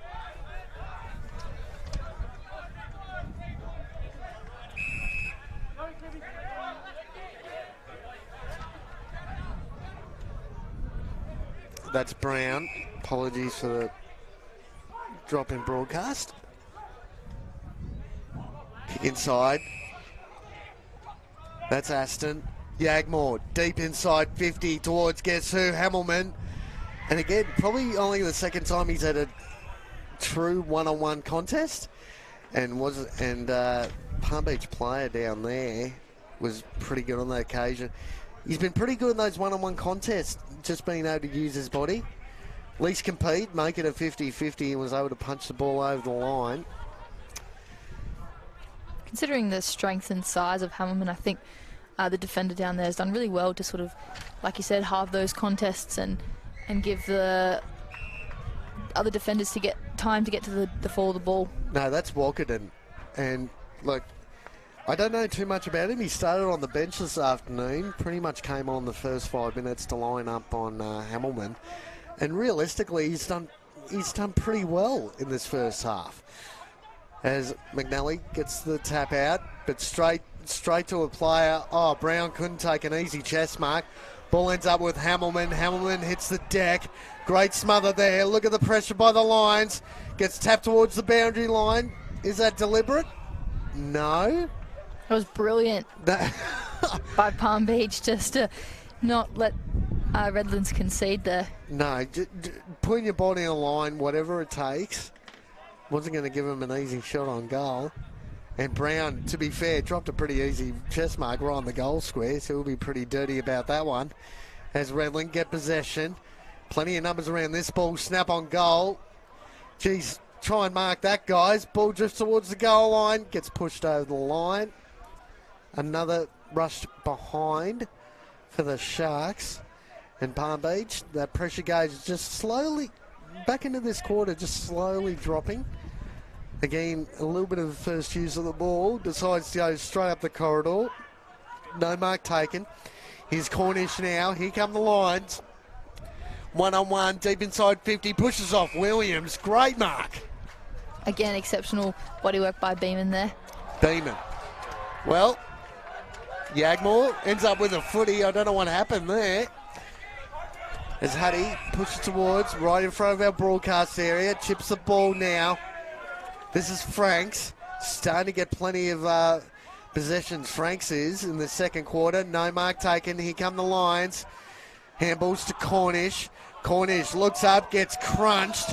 No free kick paid. Could have been on the ball. Look at the pressure gauge from both these sides. All of a sudden, towards the back end of the quarter, ball gets locked in. Could be held on the ball. No. Umpire comes in, decides to ball it up. Geez, time for me to take a quick breath. Plenty of activity there in the last 30 seconds. As we've played just on 30 minutes, just about. Second quarter. Siren could go any moment. Here come the Lions. Kick the ball inside 50. Just drifts outside. Half forward. 2-on-2 here. Towards the boundary line. And great effort there by the Lions to push the ball over the line. That was Dumas again. Dumas kicked the goal early, but it's gone a little bit out of the game. Really needs to step up his probably contest work, get a bit closer to where the footy's dropping. He's sort of stuck in that half forward spot. Ball hasn't gone down too much down that way. That was Tyne getting pushed over the line in this second quarter. And when the ball hits the ground, he's so good at ground level, Dumas, but at the moment he's not getting a lot of opportunities.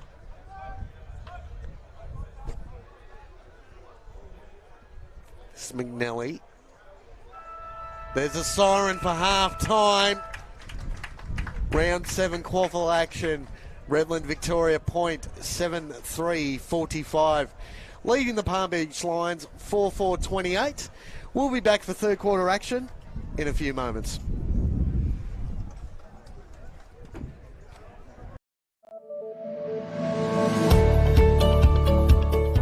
My name's James Strybos. I started umpiring at the Jindalee Jags Football Club. I've been going for about 20 years now, and I'm now just becoming an AFL umpire. So I'm Matthew Young. I've been umpiring for 17 years now. Started at Jindalee Jaguars, also into the QAFL, into the NEFL, VFL, and then finally in the AFL. Hi, my name's Andrew. I started umpiring at the Aspley Hornets Football Club. I've been umpiring for close to 11 years, and now I'm umpiring AFL football. I was influenced by my dad. He was running around in Queensland at the time, and then the local footy club at Jindalee wanted some club umpires, so I thought it was a great opportunity to earn a little bit while I could. So I started in club umpiring, and then really quickly kind of found myself wanting to get involved in the Brisbane Juniors, so then made my way through that pathway all the way into senior footy up here in Queensland. So we started playing together back at Jindalee Jaguars, and he had a history of umpiring in his family with his old man, and seeing James umpire as well got me involved into umpiring. So to now share that experience that we've had for so long, 15 years or whatever it is, 16 years, to now umpire, and hopefully we get to do a game together at AFL level, which will be awesome. I started playing at Aspley at under-8s football, and then when I got to about under-13s, I started my club umpiring journey there just to make a bit of extra money. Probably like a lot of umpires, I realised that I was a lot better at umpiring than I was at playing, so to get to any sort of decent level, I knew that it wasn't going to be through playing, it was going to be through umpiring, so it was a pretty easy decision in the end. Down at Jindalee, it was a pint of Coke, whether it was a scoreboard or club umpiring or goal umpiring. I used to run about 3 or 4 games a weekend and enjoy the 3 or 4 pies and Cokes, which was fantastic. I'm glad it's changed a little bit now. Absolutely, give it a go. I didn't have a whole lot of interest when I was playing footy until friends and whatnot started umpiring, and then I just loved it from day one. So I think it's a great opportunity for you to build confidence in yourself. There's so many range of areas where you can develop yourself outside of footy as well, and it helps you in life in general. So give it a go for sure. It's a journey that I'm so thankful that I took up at a young age. Obviously the 3 of us getting put on this year, and there's already 2 on the list at the moment, so to have a good strong contingent of Queensland umpires on the list is fantastic, and to do it with 2 guys that I've kind of come through the ranks with and umpired a lot of football with, it's really good. It's been a long road to get to this position, and when the phone call came through I was pretty speechless, and even now talking about it, it's still very exciting and really just looking forward to what challenges are ahead with it. I think it's probably commitment is the number one thing. A lot of people have a lot of talent and a lot of people have a lot of promise, but I think if you can combine that with commitment and getting everything right off the field and, putting in 100% like everything, I think that's probably what it takes is to get there. Yeah.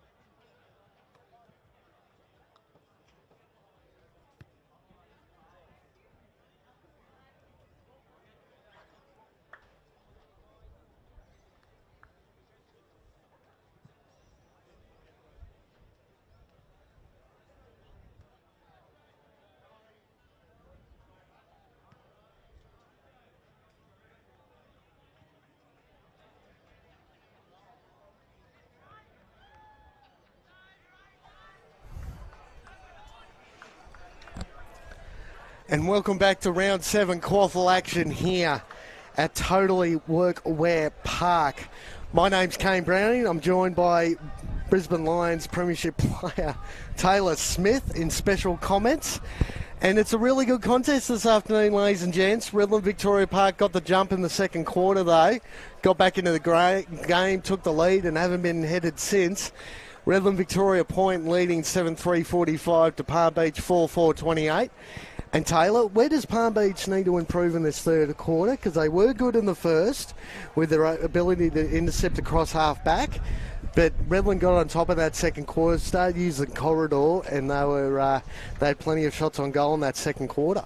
Yeah, I think Palm Beach just need to go back to how they started that first quarter, putting their head over the footy, attacking the footy first, and getting numbers to the contest, and just maintaining that tackle pressure that they've done so well for the whole game. No, here we go, third quarter action here. Both ruckmen now. Huddy couldn't get really close to the footy. McNally got the tap out. Redland get the clearance though through Huddy. Dropped mark there. Here comes Redland. First goal of the third quarter, is it? No, just drifts across the face for another point. Missed opportunity for the Sharks on that occasion. Geez, Dean Benson, number 17, been pretty lively since quarter time. Number 17, as the ball goes straight down the corridor. No mark taken, but again, that pressure from the Sharks locking that ball up. But look at the numbers for Palm Beach. 1, 2, 3, 4, 5, 6, 7, 8. All of a sudden, Redland are matching them in that department, probably since quarter time as well. And the likes of Brock Aston and Caleb Franks and Huddy as well in the ruck have been pretty dominant, especially in that second quarter. That could be a push in the back. It is. Speaking of Brock Aston, here he is now. He's a booming left foot kick. Kicks inside 50. Unfortunately, gets cut off again by the Palm Beach last line defence. And they're coming out defence now. Down that far side. But again, Williams. I don't know what Palm Beach need to do, but Williams is just having a field day intercepting. And look at that for a kick to Hamilman. That's better from the Sharks. And that's really the first time he's been hit lace out like that all game. And he's going to have a shot on goal for, I believe, his fourth. Imagine that's probably something they spoke about at halftime, addressing those forward 50 entries. And I think Palm Beach's decisions coming out of the back half then probably weren't. It was interesting that they came straight down corridor side that early into a quarter. Kicks on goal. That could be another one. Umpire doesn't... Oh, no, that turns out to be a behind. He must have just missed. The goal umpire was looking really closely at that post where that ball went over. Another point. Here's a chance for Palm Beach. Using the handball. Look out, you could be caught, son.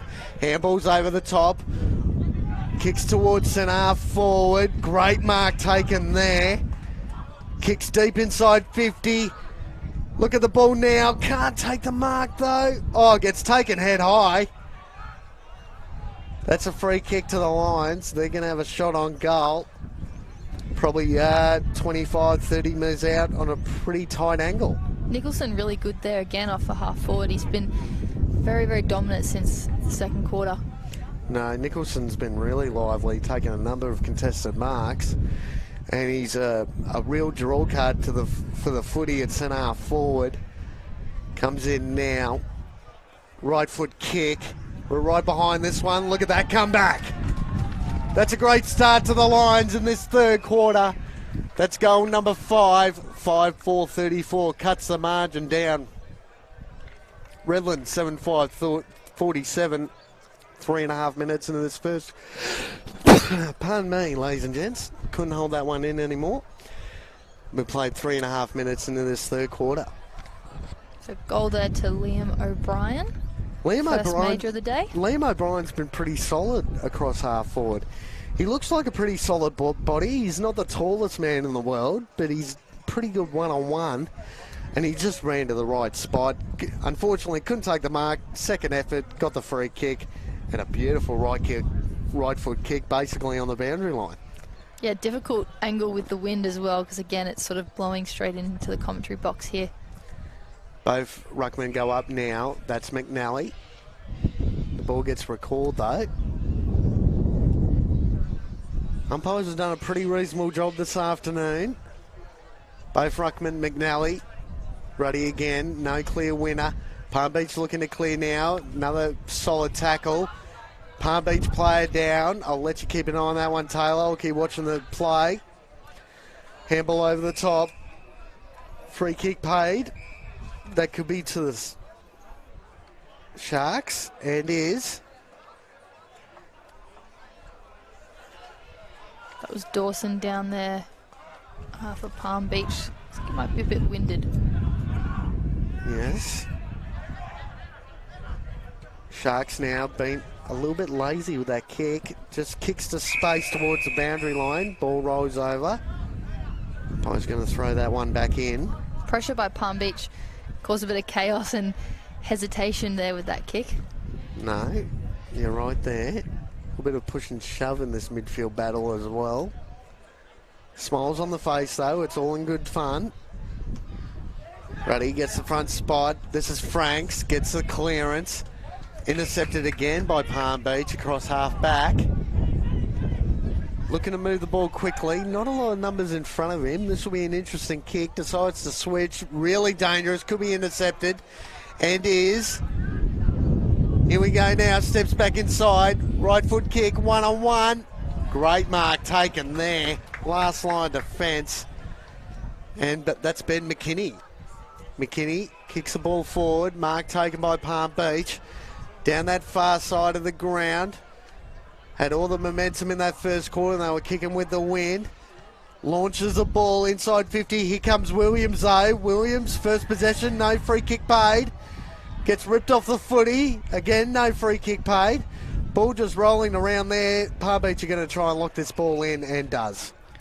Thought Beeman was going to take a second hanger there, but no, Beeman, he was in the right position. Williams came across at the last second and tried and intercept. I thought that might have been called a mark for Beeman, so a little bit unlucky on that occasion, but it's on the right end of the ground for the Lions.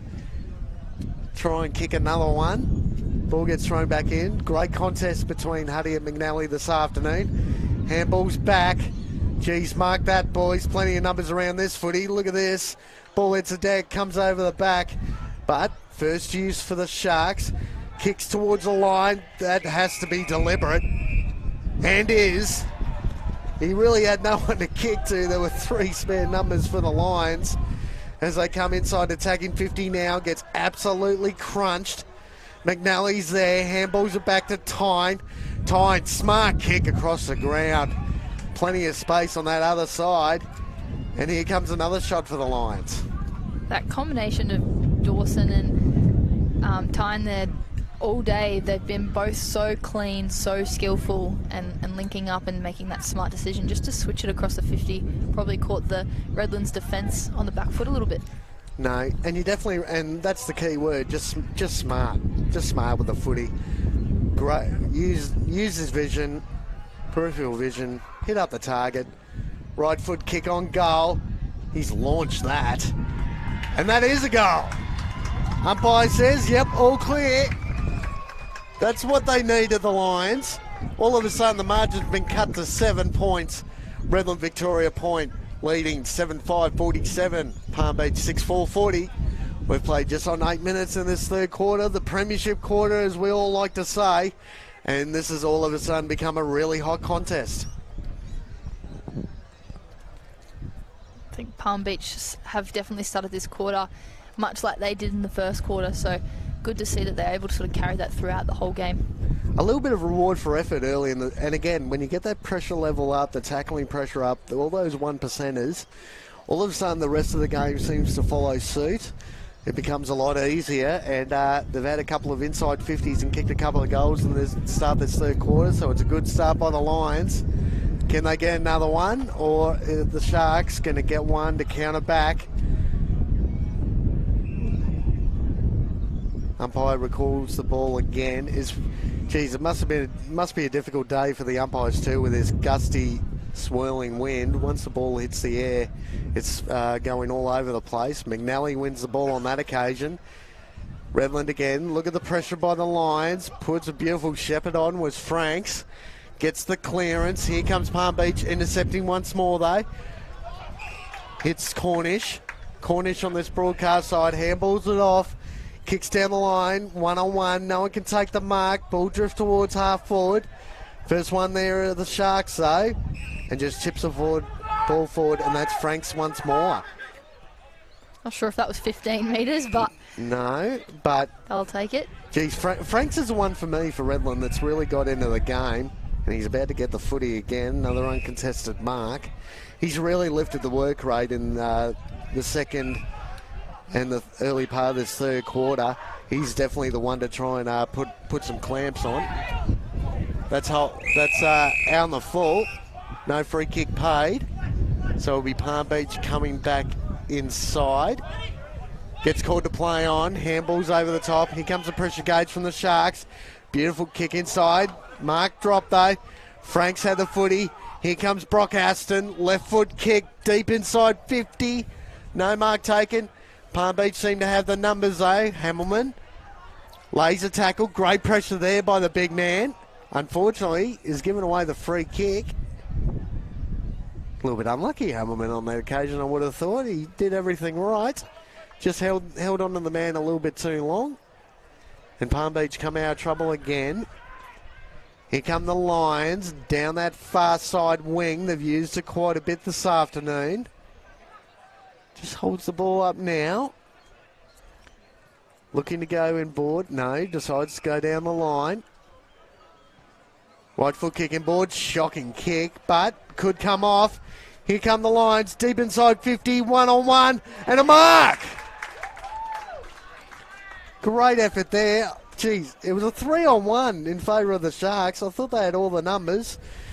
Ends up taking an easy chest mark in the goal square and kicks the goal quickly. There's another one to Palm Beach, and all of a sudden they've got a bit of ascendancy. They've cut that margin down to a single point, ladies and gents. 7-5-47, the Sharks leading the Lions 7-4-46. We've played just over 11 minutes in the third quarter. So goal to Beeman there, second for the day. I think that passage of play, a lot of credit again goes to Dawson. Switch that kick here on commentary side, work over to the other side of the field, and then back to the top of the 50. So work rate absolutely exceptional. And it keeps the opposition moving, doesn't it? I mean, if they can just stand there and wait, watch, ball watch, it's easy to defend. When they're changing angles and coming back either side, both sides of the ground, it becomes very difficult for the defence to set up and intercept. Yeah, well, Dawson was left unmanned just due to his work rate. Exactly. Here comes Aston now. Here come the Sharks. Just a little chip.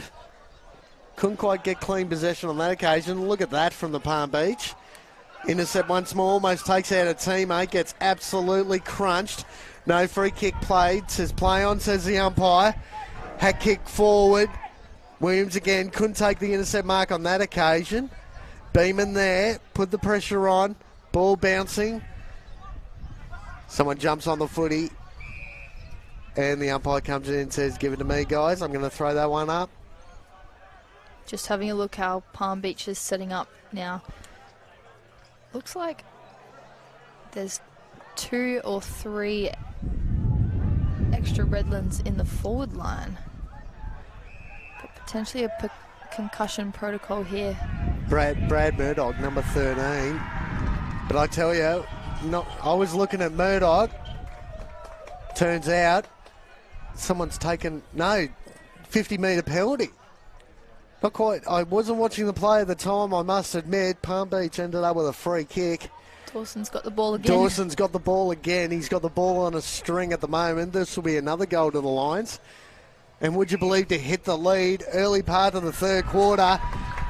And they've hit the lead. 2 goals in, what do we say, 2 minutes for Dawson. Jeez. Palm Beach hit the lead, 8-4-52. Redland-Victoria points, 7-5-47, 13 and a half minutes into this third quarter. All of a sudden they've gone from sort of that 3 or 4 goal margin, and all of a sudden they found themselves in front by 5 points. So great start to the third quarter. They've really probably kicked 3 or 4 unanswered goals in the third quarter. And I tell you, and it's so bad, it's so damaging when Hamilton missed that one down this end. They had a bit of ascendancy start of the quarter.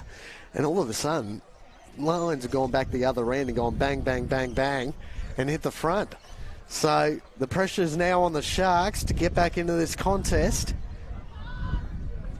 Both ruckman again. Huddy gets the tap out, but again, the Lions get the clearance. It's really been the story of the day. Look at that handball use. Here comes Tommy Tyne. Great kick inside 50. And that's where you got to be. That's where you got to have Williams be accountable. You got to play on someone one-on-one. You can't drift off and try and intercept and do what you want. You got to be accountable for a player, mate. And if you're not careful, they're going to start getting on top of you. And it really takes a real plus for the Sharks' defence as well when Williams isn't able to just intercept a will. Left foot kick. Look at that for a kick. What a kick for goal. They've kicked 5 goals, I believe, in this third quarter. They've stretched the lead. They've moved to 11-point leaders, 9-4-58 to 7-5-47. Played just on 15 minutes. And, geez, Palm Beach are right on top at this point. Yeah, absolutely. Something I noticed just sort of in that midfield clearance was McNally's ability to sort of burst out of that stoppage forward, get the handballs and then switch it back out with another handball, just touching on that ability for the ruckman to become that fourth midfielder. I believe that was Cameron, is it Poarama? Hopefully I got that right, ladies and gents. Apologies if I didn't. But, geez, that was a beautiful left kick from the boundary. And guys seem to be kicking goals from the boundary when they really shouldn't with the way the wind's been blowing this afternoon. But they seem to be missing goals right in front. So it's an interesting one this afternoon. As Williams looks to intercept again, gets caught, handballs off. Geez, all of a sudden they're not quite sure what to do, Redland. Chips the ball forward, over the head, puts the body on the line. Oh, bang! Geez, a little bit unlucky there, the Palm Beach player on that occasion. Umpire was sort of blindsided by that. I thought he put on a pretty good hip and shoulder. Steps, weaves, dodges, kicks down the line, one-on-one. Ball drifts towards the boundary line, rolls out. And again, look at the numbers for Palm Beach. They just get over, pat the bloke on the back. Well done, mate. Let's go again. A number of players took the chance to get off the ground as well for a well-earned rest. As the McNally sets up again. Couldn't get the tap out on that occasion. Palm Beach trying to get the clearance. Lifts the shoulder. No free kick paid. Says play on. Gets tackled. Ducked under a tackle. Got crunched. Umpire's going to call on the ball. And that's Caleb Franks again laying that solid tackle. Brock Aston was running off for a handball. Didn't give it. Franks looking for Hamilman. Hamilman getting a free ride of the footy. Couldn't take the mark. Ball rolls over the line. And again, that was a 3-on-1 contest. They knew the ball was going to Hamilman. And if it's a 3-on-1, where are the 2 spares for Redland? Well, Hamilman still got his hands to the footy over the 3 spares, so he did pretty well in that contest. No, they definitely did. Might be an idea just to lower the eyes, try and look up, see where those 2 spare men for the Sharks would have been. Because it's okay, you know, yes, he's a big man and he draws the footy, Hamilman, but if the Palm Beach defence are all lined up against him, there's open space and open players for the Sharks deep inside 50 as the ball comes that way now. Hamilman again pushes off his opponent. That was way too easy. He did really well to push his opponent into the goal square and then keep that protected space free and just move into it. No, great read of the ball, Hamilman. Read the drop zone, knew where the ball was going to drop, pushed off his opponent, took a couple of steps, took an easy chest mark as he lines up for goal number 4, I believe. Comes in now. Right foot kick. And I reckon he's just snuck that one in. And does. We were almost right behind that ball as the ball went towards the goal line. Just drifted late. I thought it might have been a point, but no. There's another goal to Hamilman. And Redland get one back. Redland moved to 8-5-53, trailing the Palm Beach Lions by 5 points. 9:4:58. We've played just over 19 minutes in this third quarter. And geez, the first 19 minutes of the quarter, that midfield group for Palm Beach have been really on top.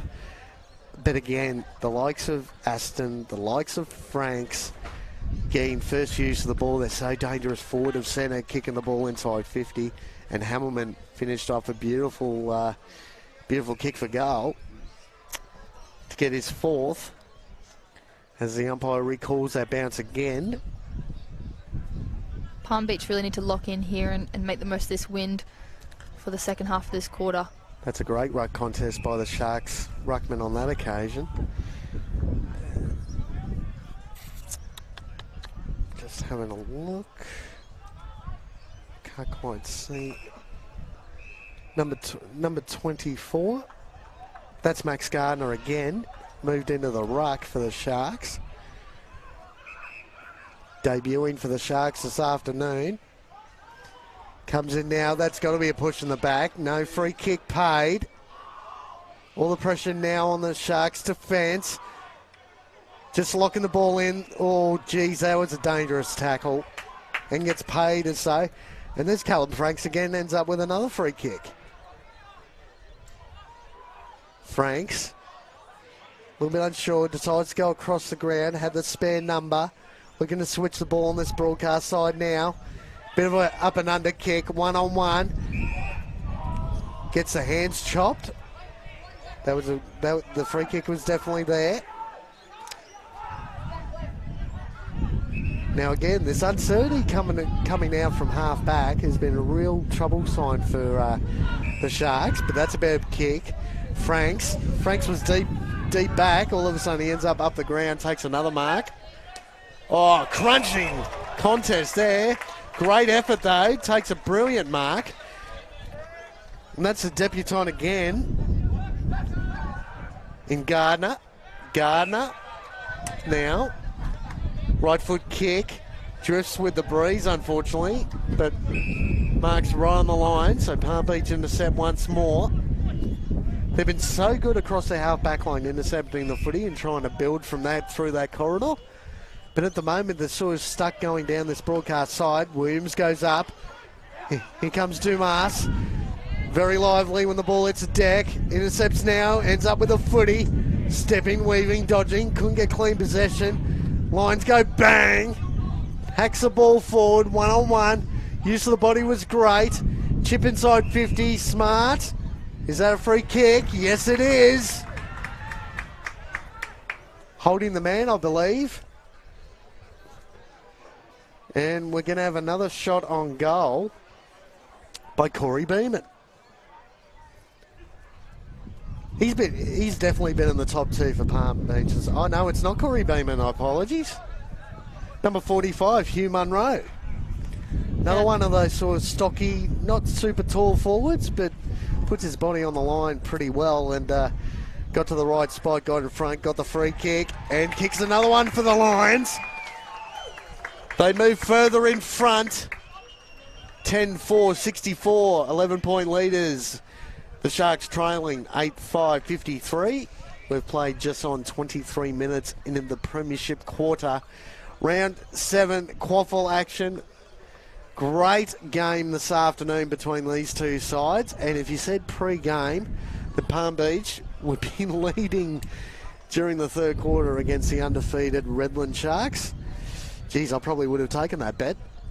6 goals to 1 in this quarter, so really good response by Palm Beach. It'd be interesting to know what was said at halftime in the change rooms. No, you're definitely right there. There's a bit of work to do for Phil Cass and the coaching panel for the Sharks, as the big fella does well. I'm going to do it all myself. Gets a push in the back for his trouble. No, free kick's actually going to Palm Beach for a push in the back. As they get that pressure release valve taken off once again. Coming across half back, decides to go to that far side. Looking to go down the line.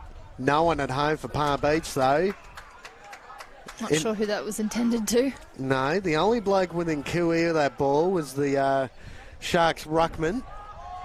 Oh, shocking kick. Unfortunately, Hamilman dropped the mark. And again, every time the ball drifts across that half forward line for the Sharks, it's sort of fallen down.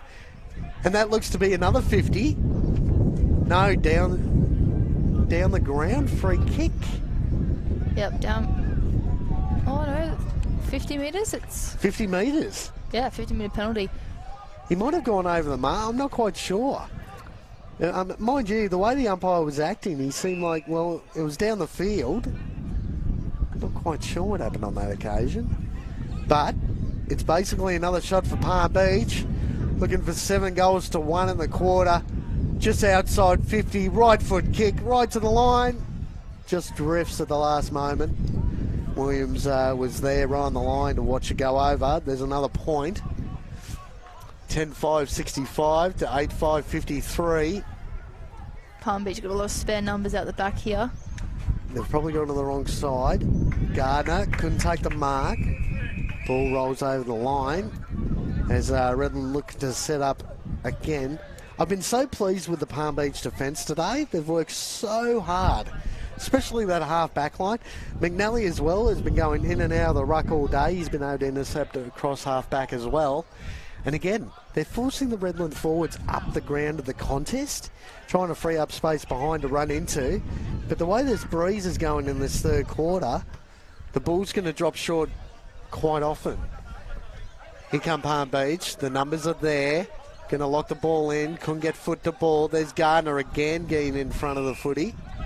Gets tackled. Umpire comes in. Blow the whistle. Now they're going to set up that Palm Beach defence. Hamilman deep inside 50 all on his own. Caleb Franks gets another free kick. Holding the man. Chips across the ground. Look at the runners across half back. They didn't use him though. Chips inside towards Hamilman. That's a better kick. Great communication there by the Sharks. Both forwards leading into that same space, and someone's made the call just to leave it for Hamilman. This will be his 5th. Geez, he had an easy, probably unlike him, miss right in front early in the quarter to kick his 4th. He's already got his 4th now. Line up for goal number 5. Averages 5 goals a game this year. Right foot kick just drifts to this near side for a point. So I believe he's kicked 4 goals 2 this afternoon. 6 shots on goal.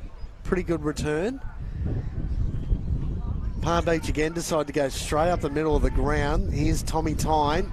Bit of a hack kick forward. Gets intercepted by the Sharks. Kick inside 50. No one at home, though.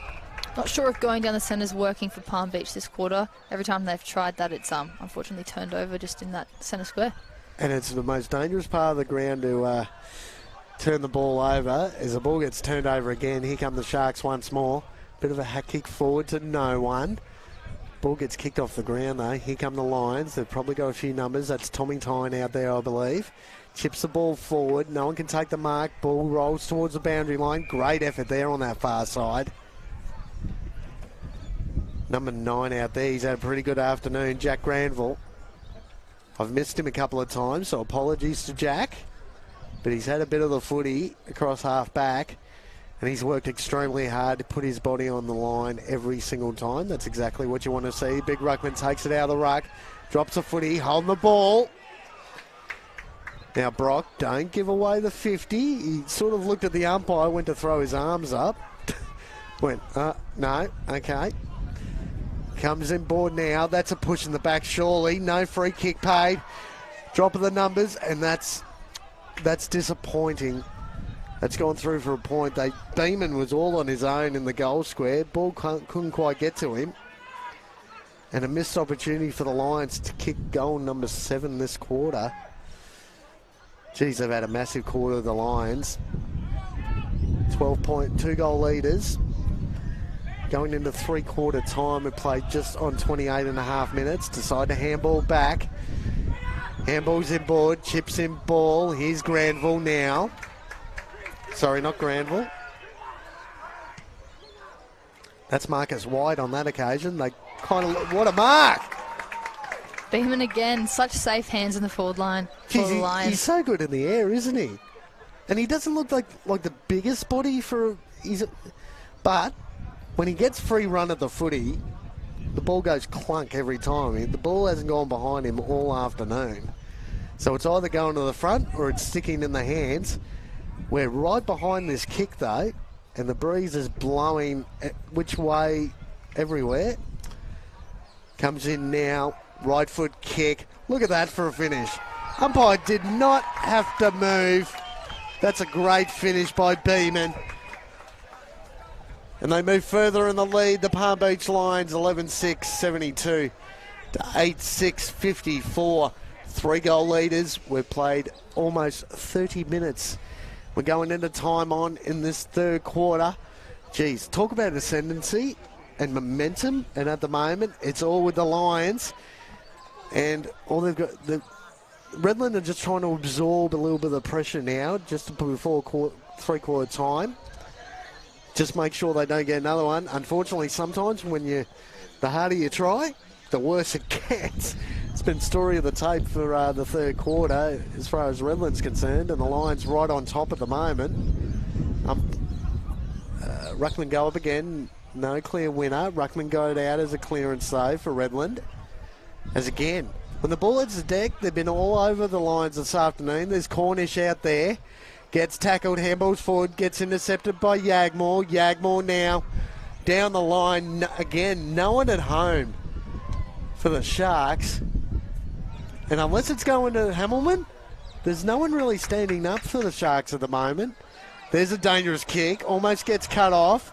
Fumbles though. Here's a chance for the Lions. Bit of fumbling from both sides.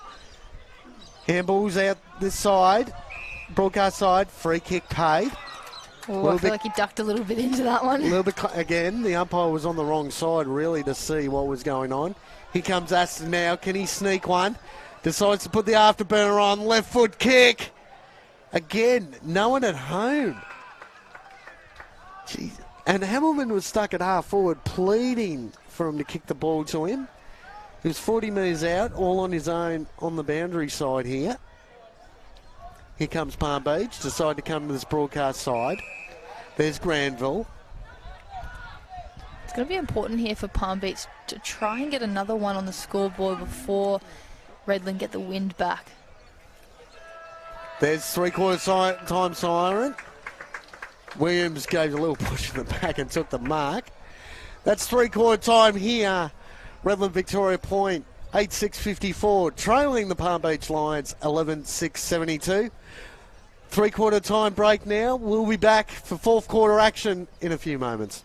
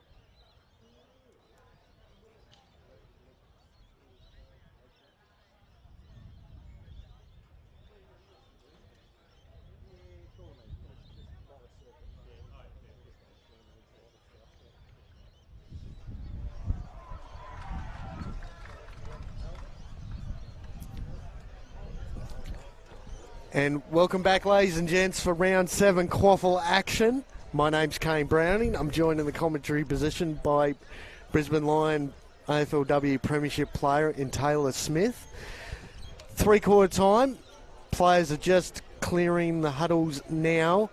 Redland, probably the first time this year, trailing at 3/4 time. 8-6-54 to Palm Beach, 11-6-72.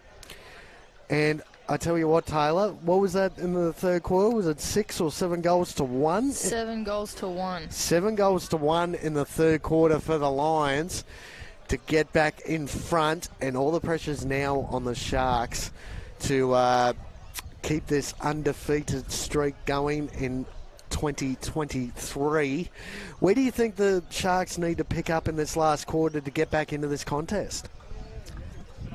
I think they did really well to even a lot of the aerial contests in that quarter just gone, but I think it's a bit of a battle of the midfields at the moment. So they have lost one of their midfielders in Murdoch, so it'll just be interesting to see how they can respond to that.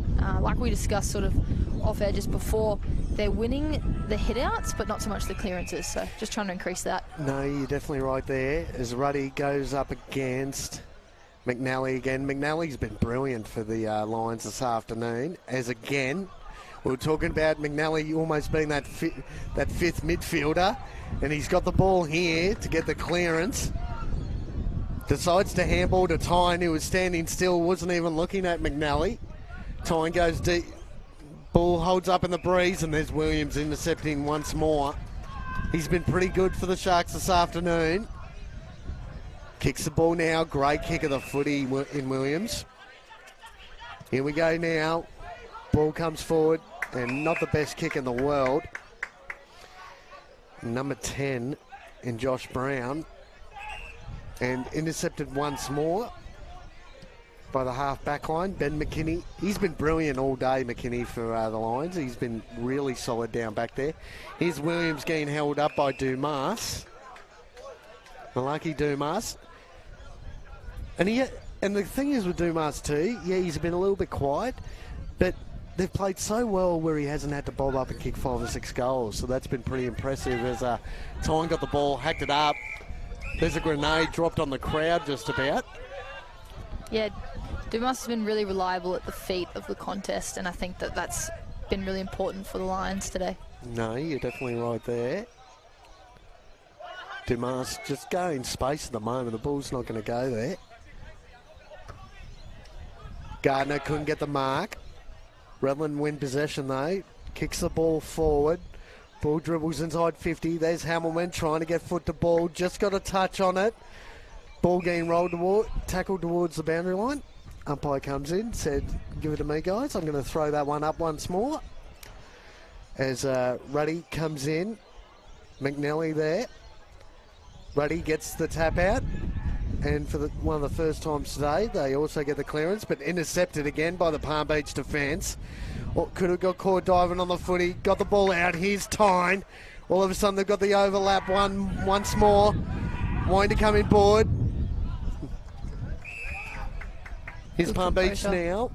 Decides to kick forward. That's 3-on-1. Williams is going to gobble that up all day long. Decides to switch. That's Aston out there. Campbell Aston. And again, they're going down sort of down the line, waiting to change that angle. Brock decides to come in board.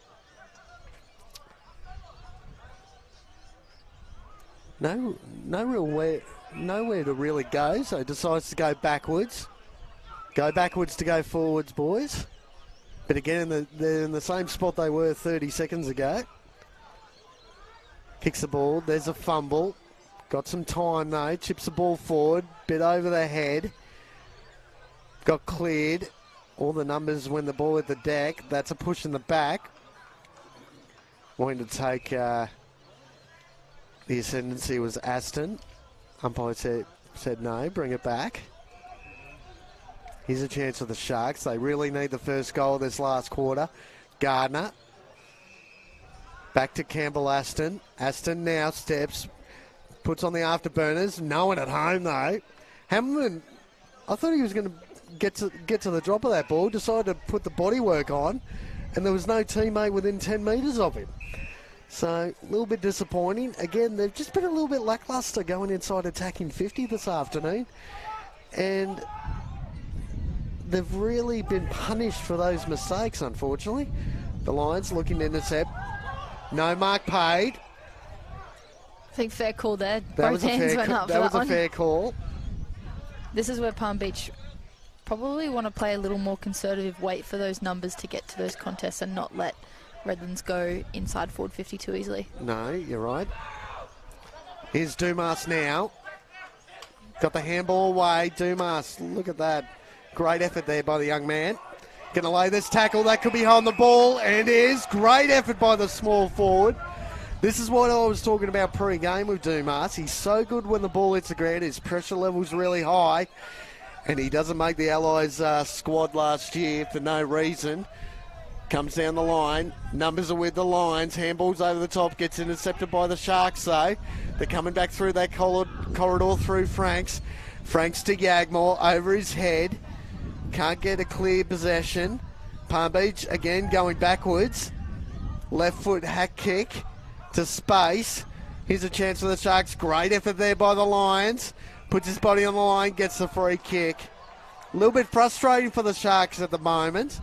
But that's what happens when your opposition are first to the footy. They're going to get the free kicks, and they're doing an extremely good job on that level at the moment, the Lions. Yeah, just those 1%ers too, tapping the ball forward, keeping it moving, just avoiding that really congested play. As they go down the line, the Lions. Coming back in board now, dangerous kick, great mark taken and paid. Look on this near side. Plenty of open space. Could take a bounce. Inside 50. Tried to hit up his teammate. Came off the side of the boot. That's rolled over for a boundary throw in. That's okay. Right intention, just unfortunate execution. Right intention, wrong execution. That was Marcus White. Really disappointed in that kick inside 50. But he's now setting up. It's probably one of the first mistakes he's made all day. Palm Beach get the ball. Brock Aston lays a good tackle. Ball just rolling around here, but look at the numbers for Palm Beach. He's dived on the footy there, though. Umpire's going to call this on the ball, and does. Here's a chance for the Sharks. They've got to move the ball quickly, though. But this has been the story of the take all day. Palm Beach have been able to set up behind the footy and just slow the ball movement of the Sharks all afternoon. Ball towards Yagmore. Ball goes over the back. Here's some space. Hamilman. Can he put the afterburner on?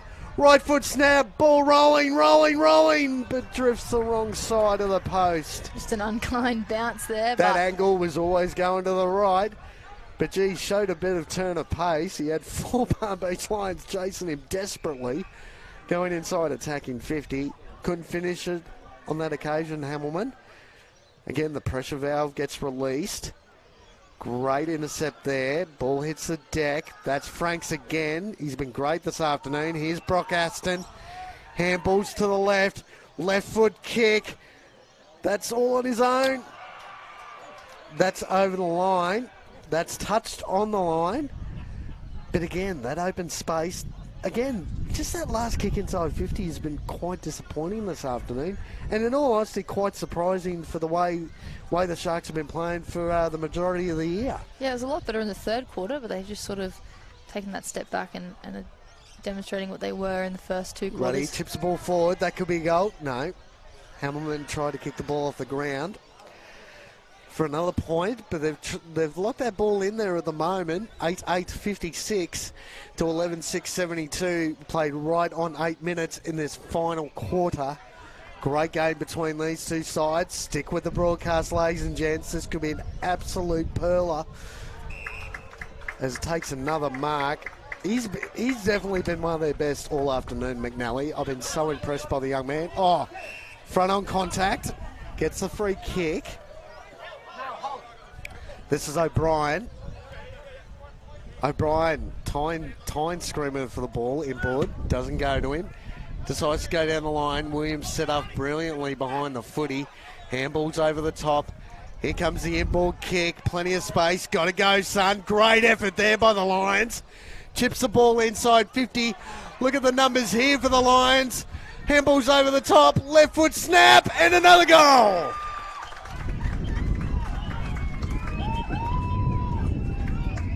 How good was Ben McKinney there? Comes off his direct opponent right in a dangerous spot in the middle of the ground. Hits the contest hard. Clean possession.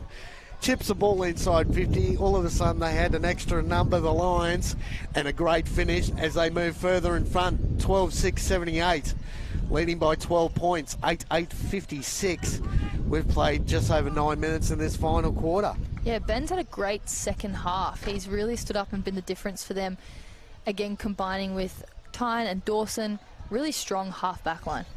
No, that's been the key. Their half-back line has been brilliant this afternoon, the Palm Beach Lions, as McNally rudder again in the ruck.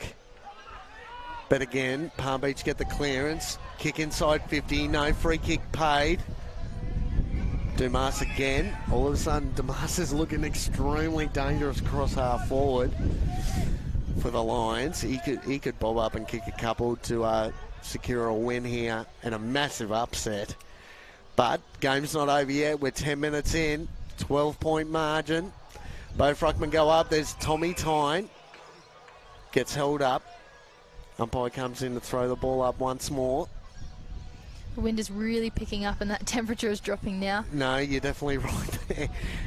It's not getting quite to Tassie weather, but it's definitely getting close, as no one can take a mark in that contest. Numbers with the Lions. Look at the show of power. Tried to get out to Tyne. Tyne gets clipped by Aston. Gets held up. There's another stoppage. Aston's been okay this afternoon, but he really hasn't had the numbers that he's had in past weeks. That could be holding the ball. Ball drifts forward. Tommy Tyne laid a good tackle.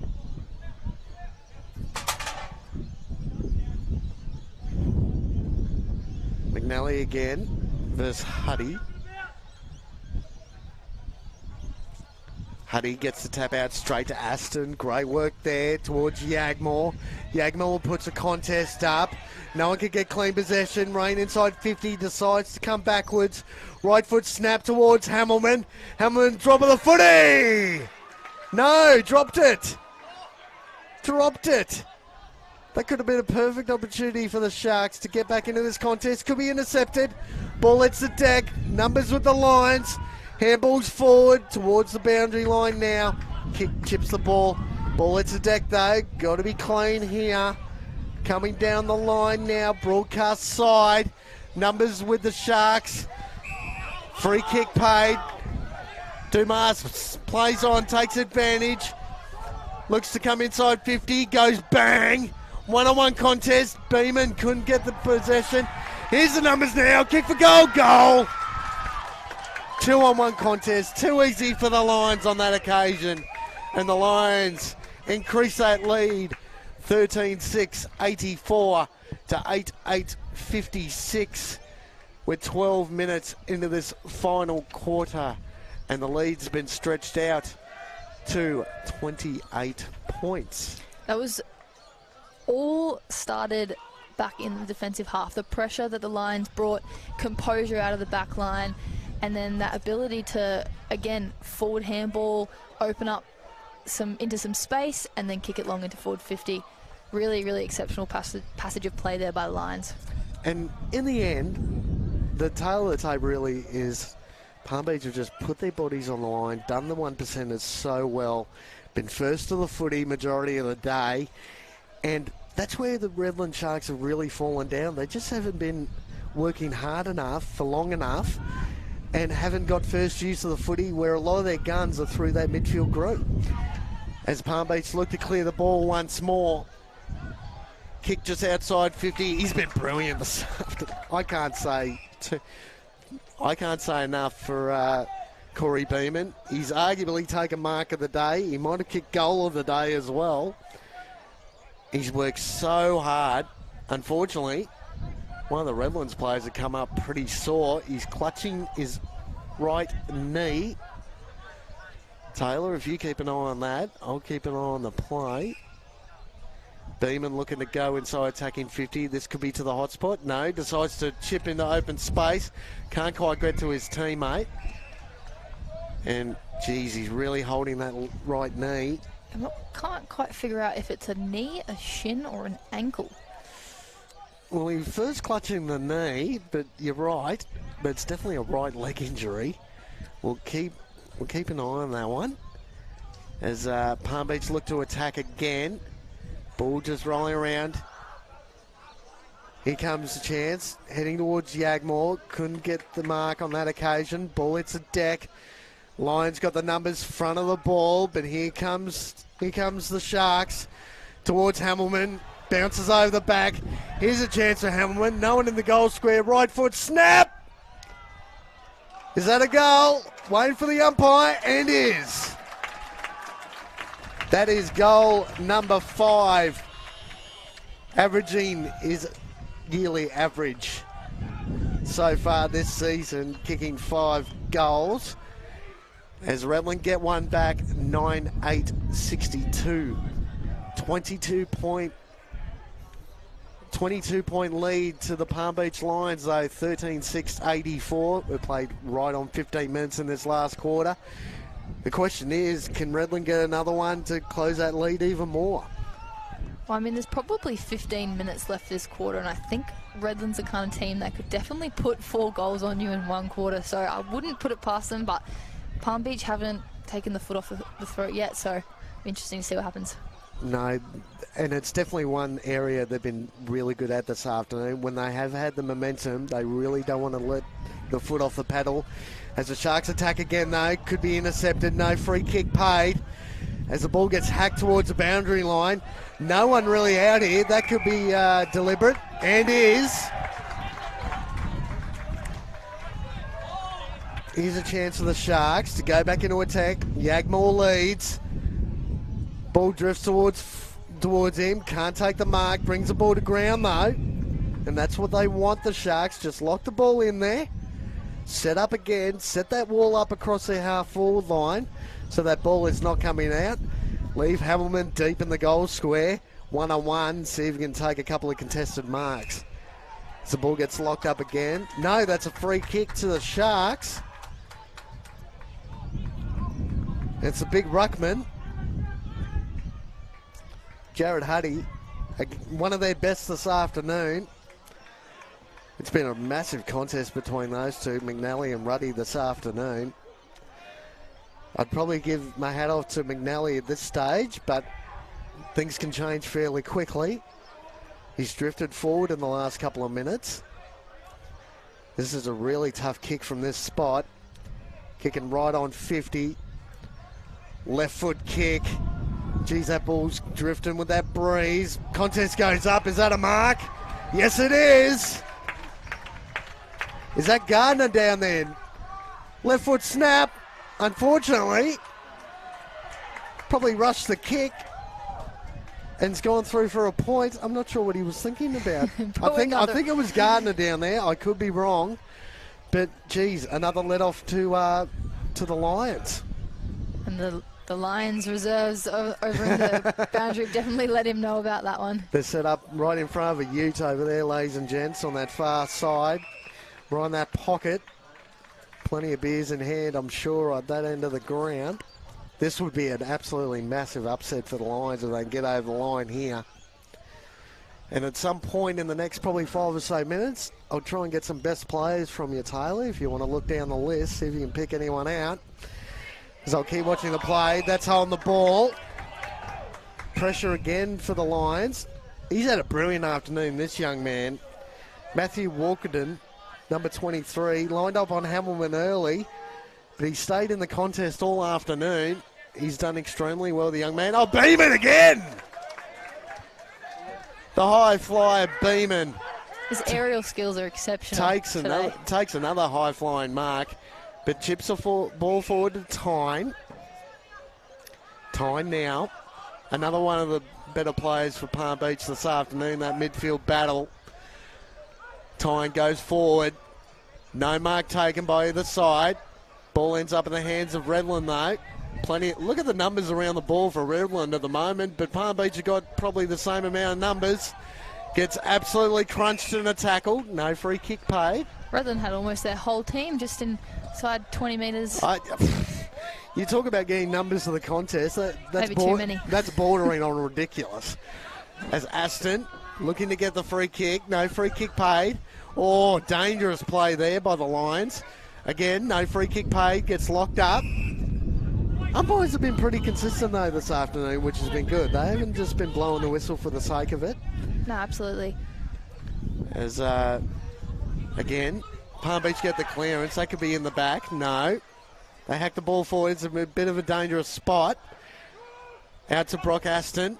Tries to come back in board. Handball's over. Could be intercepted here by the Lions. Numbers are with the Sharks, though. Just overuse of the handball there, I think, gets them into a bit of trouble. And that's almost perceived pressure, isn't it, Taylor? Like, all of a sudden, the pressure's been up all day by the Lions, and even when the pressure isn't right on your hammer, you think it is. Quick handball out, didn't hit the target. Over the line for another boundary throw-in is Aston working hard. Tried to get the ball out. Ball drifts towards another boundary throw-in. Yeah, absolutely. Perceived pressure is so important. Even if you're feeling like you're not close enough to impact the contest, just putting that voice on that pressure can change game. No, you're definitely right there. As the two ruckmen go at it again. They've been at it all afternoon. Numbers with Palm Beach. That's Franks. Drifted out a little bit in this last quarter. Gets tackled. That's go behind the ball. It is. Now you can just see the Sharks, they look so tired. They've just been defending and defending for such a length of time. They look a little bit dead on their feet. As the ball goes forward, no mark taken. Almost a free kick paid. Umpire decides to come in and ball that up. Right on the hot spot for Palm Beach. If they nab another one here, it could be the sealer. Don't want to talk too early. There's no real ruck contest there. Ball just rolls towards that boundary line. Aston gets pushed over the line. All they need to do now is just sort of lock it in this part of the ground and then play it safe. But the only thing about playing it safe, Taylor, can backfire very quickly. It can, especially against a side like Redlands. Now, that's a free. Is that a free kick to the Lions? I believe it is for a block. We were talking about the block play in the ruck contest earlier. And guess who it is?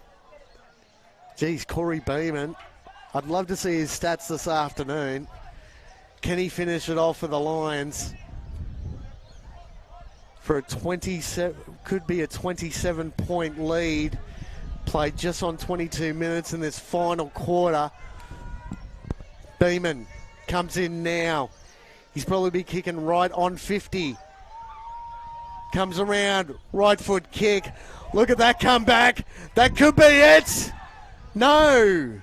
Wow, that was very close. He's a bit disappointed with that one. Touched on the line, and to be fair, he was kicking over the ruckman, so had to give himself a little bit more airtime. Can't allow the ball to get over the back here, the Lions. Plenty of open space. Ball drifts towards Hamilman again. But I tell you, Walkerton has had a brilliant afternoon. Gets intercepted though. Here's Hamilman, right foot snap. You're kidding. Hamilman punches the air for goal number 6. As, geez, Redland-Victoria paint, they're trying to stay in it. 10-9-69 to 13-7-85. The Palm Beach Lions.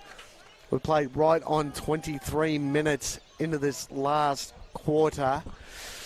Jeez, I don't want to call a result, but it could be anyone's game still at this point, and that's the great thing about QAFL footy this year.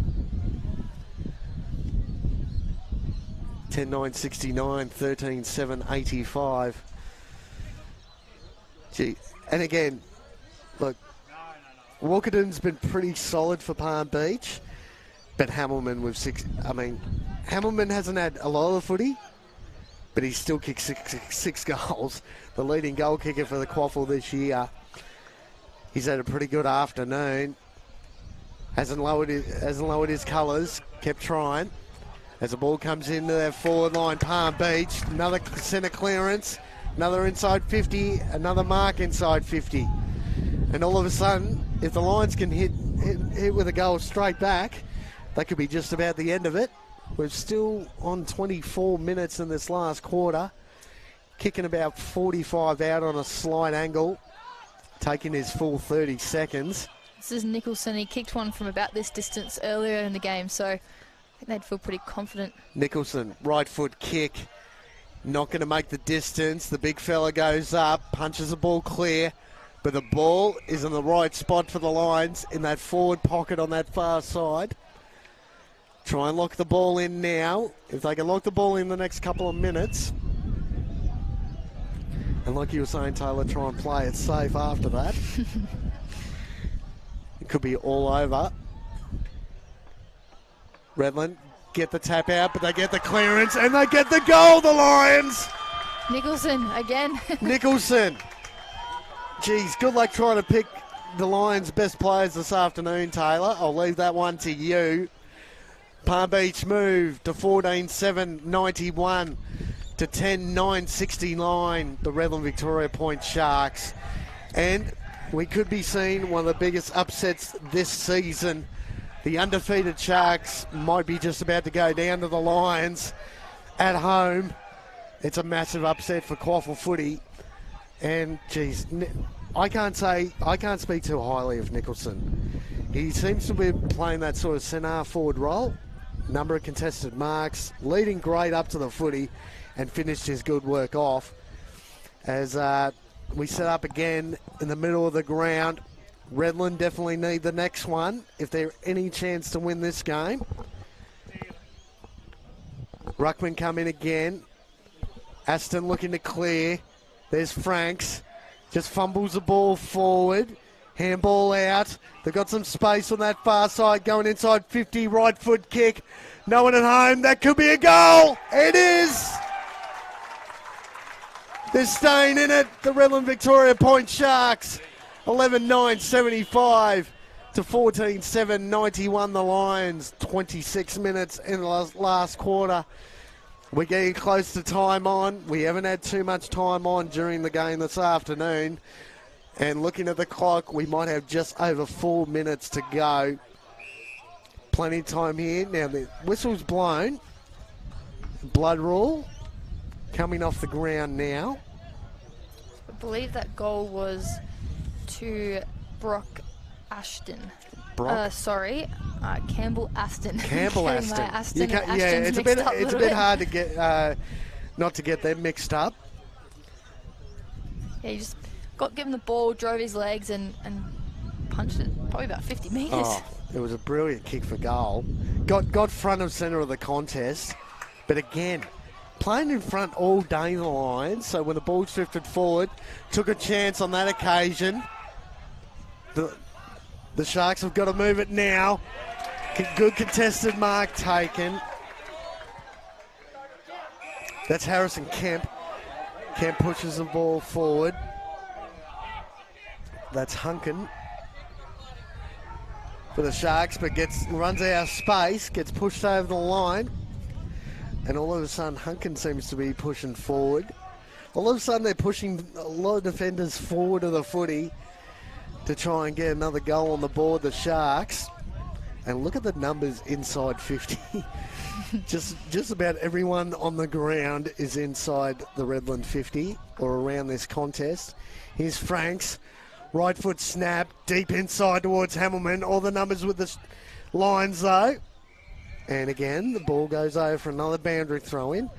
Geez, there would have been 7 numbers for the Lions there, all around Hamilton. I think they were a bit confused who was going up for the ball then too, because they all looked at each other after. No, you're definitely right there. But they've got to get it. They've got to get another goal from this contest right now.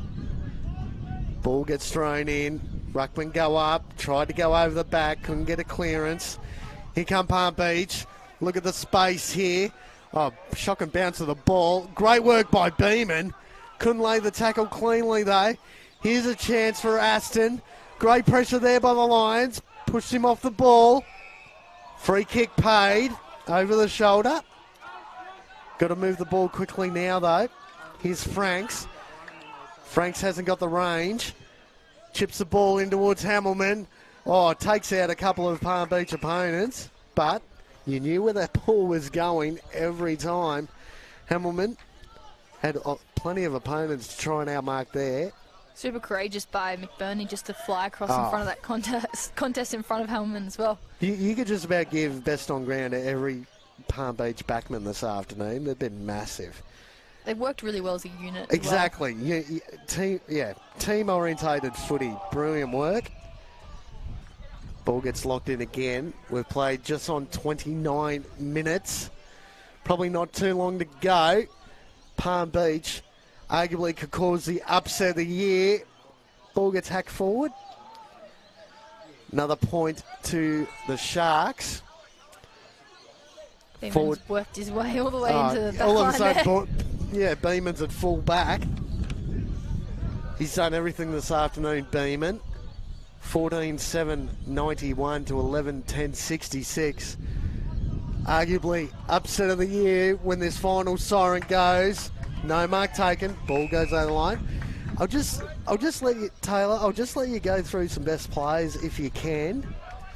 Yeah, absolutely. I reckon for Redland-Vicky Point Sharks today, I think before Bradley Murdoch went off, he was probably up there. Caleb Franks, though, has been the absolute standout. He's been best on ground for them all day, and Brock Ashton as well, number one. Been exceptional, and I think for Palm Beach, AJ Dawson and Thomas Stein, been both so effective, really smart footballers, really clean, and definitely fabulous off the halfback, and of course Corey Beeman, standout player today. You'd probably give Corey Beeman best on ground this afternoon. He's been massive for the Lions. As Williams intercepts once more. He hasn't lowered his colours all afternoon. Williams deep inside 50. No one can take the mark. Ball hits a deck. There's a snap on goal. That could be another one. And it might be a consolation goal, but they cut the margin back to 9 points. 12-10-82 to 14-7-91. 31 minutes played in this last quarter. Interesting to see how much time on we've had. We've had a fair few stoppages, number of goals kicked, but 9 points in it, 2 straight kicks. Anything can happen in these last few moments here. It's a goal there to Aaron Christensen, number 15 for the Sharks. Round 7 QAFL action here at Total Workwear Park. It's been a pleasure to call this game this afternoon. It's not over yet. 9-point margin in favour of the Lions. Both ruckmen go up. Redland get the clearance through Aston. Great tackle laid though by the Sharks. Holding the ball.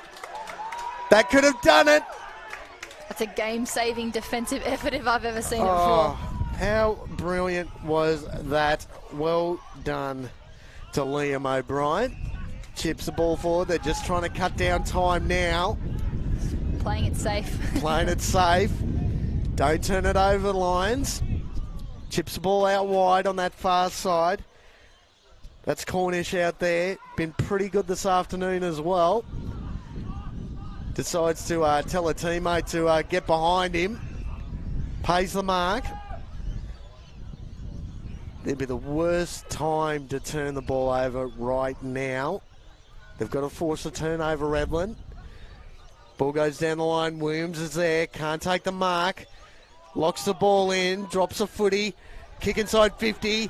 Here comes Dumas. He's got all the room in the world. Can he be clean? Steps, weaves, dodges, right foot snap. And that's it. As the siren goes. Siren goes. Dumas with that last goal. Palm Beach, of course, the upset of the year. Palm Beach, 15-7-97, has broken the unbeaten streak of the Redland-Victoria Sharks, 12-10-82. Beautiful afternoon here at Redland's home ground. My name's Kane Browning. Thank you very much, Taylor. for your contribution this afternoon. Hopefully we'll be back next week for some round 8 QAFL action. We've had a brilliant afternoon today and a great win by the Palm Beach Lions.